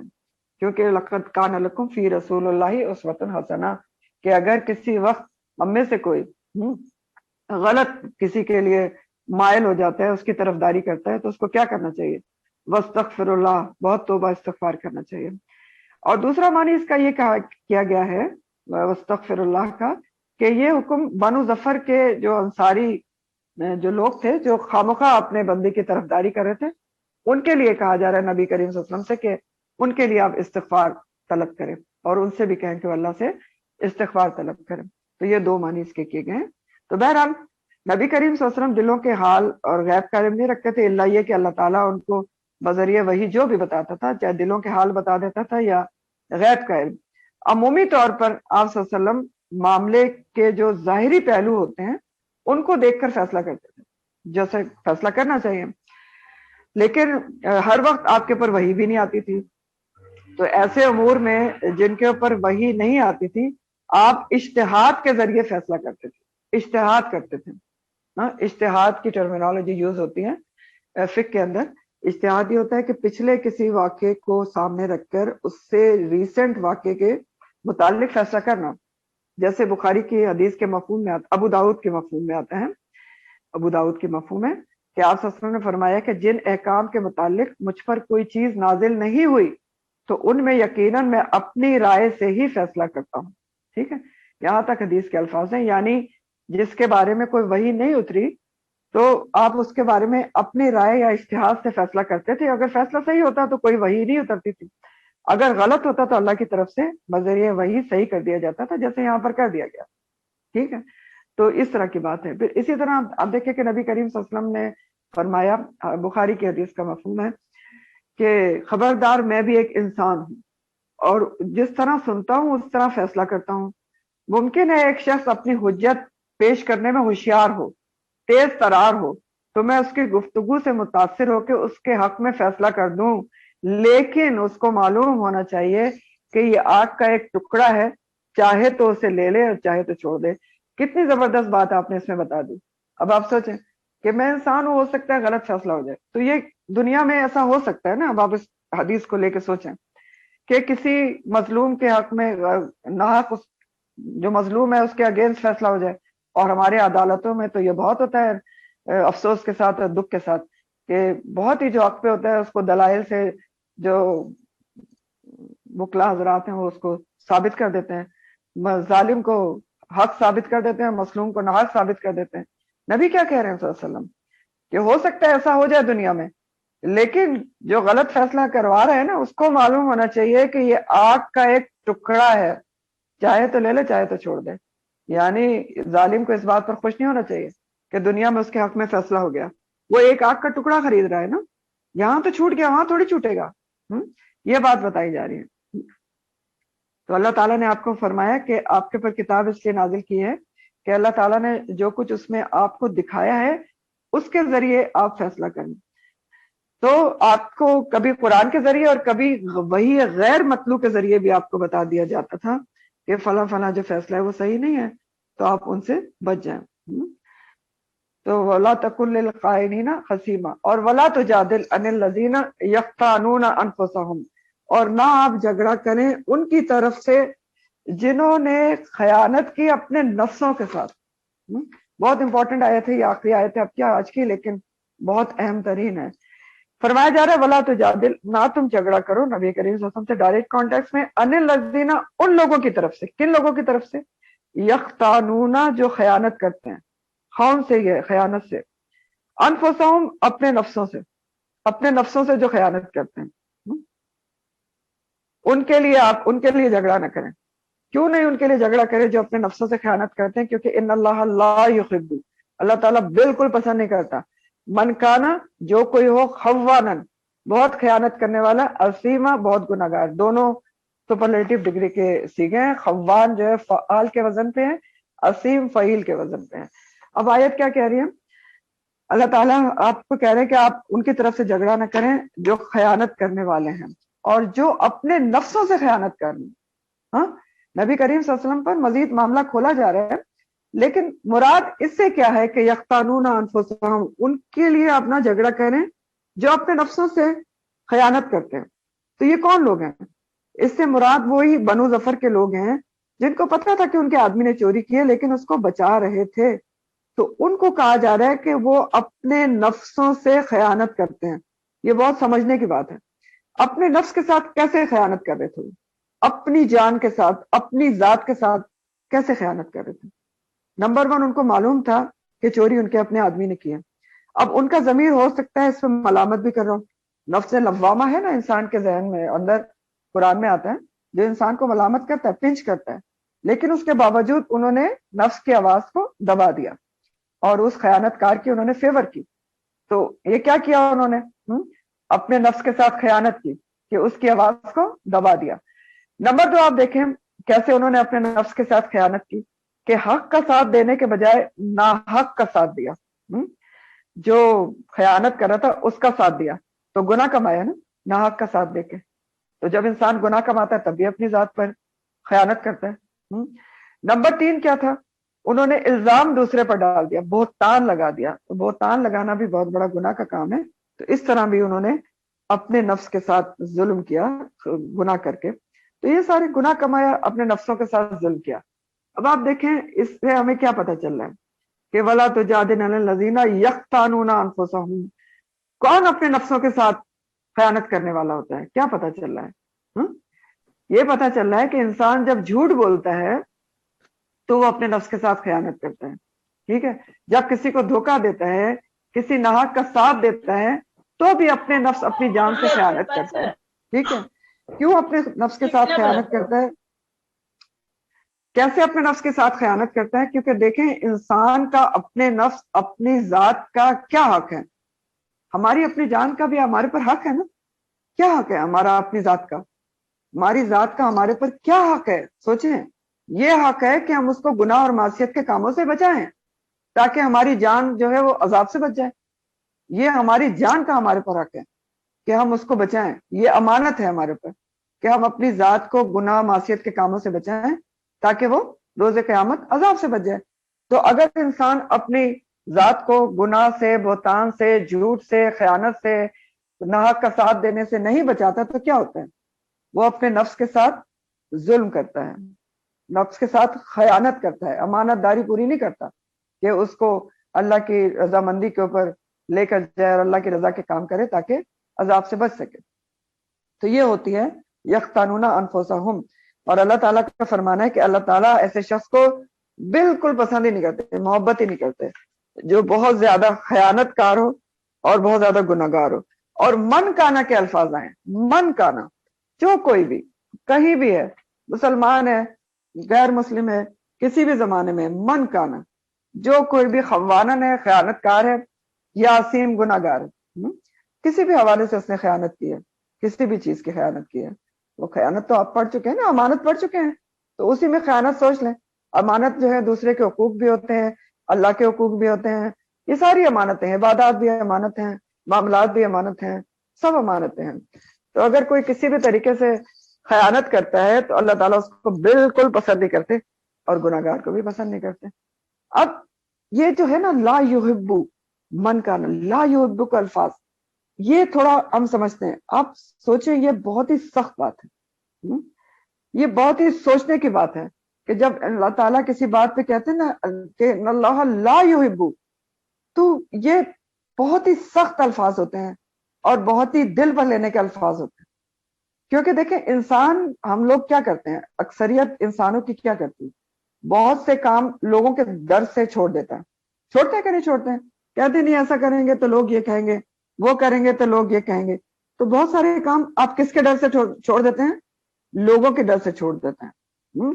تو اب سوچ کے دیکھیں کہ جس کے دل میں سچا اللہ کا ڈر ہوگا، سچی اللہ کی محبت ہوگی، تو کیا وہ کبھی ایسے کام کر سکتا ہے جس کو کے بارے میں اس کو پتا ہے کہ اس کا رب اس سے راضی نہیں ہوگا، جس کے بارے میں اس کو پتا ہے کہ اللہ لا یحبو، وہ کام وہ کر سکتا ہے؟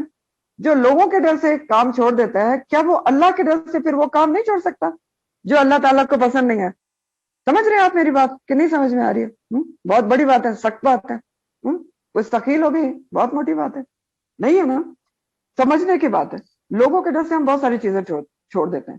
اگر اللہ کی محبت کسی کے دل میں سچی ہے، اللہ کا ڈر سچا ہے، تو کیا پھر وہ اللہ کے ڈر سے اللہ کی محبت میں اللہ کی نافرمانی کے کام نہیں چھوڑ سکتا. وہ کام نہیں چھوڑ سکتا جس پہ خاص طور پہ اللہ تعالیٰ نے کہا کہ ان اللہ لا یحب، کہ اللہ تعالیٰ پسند نہیں کرتا. تو جو مومن ہوتا ہے نا، سچا مومن، اس کے دل پر یہ الفاظ بجلی بن کے گرتے ہیں، بہت زیادہ اثر انگیز ہوتے ہیں کہ ان اللہ لا یحب. سچا مومن اس کے اوپر سے سیدھا سیدھا گزر ہی نہیں سکتا. سوچ کے دیکھیں، گزر ہی نہیں سکتا. کیسے برداشت کرے گا مومن کہ اللہ تعالیٰ اس کو پسند نہ کرے، خدا نہ کرا. ان اللہ لا یحب. اور قرآن میں جو مومن کا دل ہے نا، اس الفاظ سے ہل جاتا ہے، دہل جاتا ہے جب یہ الفاظ آتے ہیں کہ ان اللہ لا یحب. اور قرآن میں بہت جگہوں پہ یہ لفظ آیا ہے، ذرا دیکھ لیں کس کس کے لیے آیا ہے. ان اللہ لا یحب الظالمین، اللہ تعالیٰ ظالموں کو پسند نہیں کرتا، اب وہ کیسے بھی ظلم کریں. ٹھیک ہے. ان اللہ لا یحب المسرفین، اسراف کرنے والوں کو پسند نہیں کرتا، فضول خرچی کرنے والوں کو. ٹھیک ہے. اسراف آپ پڑھ چکے ہیں، تو فضول خرچی کرنے والوں کو بھی اللہ تعالیٰ پسند نہیں کرتے، بے جا اسراف کرنے والوں کو. پھر قرآن میں آتا ہے معتدین کو اللہ تعالیٰ پسند نہیں کرتا، اعتدا کرنے والوں کو، اللہ کے احکامات سے نکلنے والوں کو، اللہ کے احکامات کو اگنور کرنے والوں کو اللہ تعالیٰ پسند نہیں کرتا. پھر ان اللہ لا یحب المستکبرین بھی آتا ہے، جو کبر کرنے والے ہیں، غرور کرنے والے، ان کو تکبر کرنے والے، ان کو بھی اللہ تعالیٰ پسند نہیں کرتا. پھر قرآن میں آتا ہے ان اللہ لا یحب الفرحین، اترانے والوں کو بھی اللہ تعالیٰ پسند نہیں کرتا. پھر آپ نے پیچھے پڑھا تھا ان اللہ لا یحب من کان مختالا فخورا، اللہ تعالیٰ بالکل پسند نہیں کرتے جو انسان مختالا فخورا ہو، اترانے اکڑنے فخر جتانے والا ہو.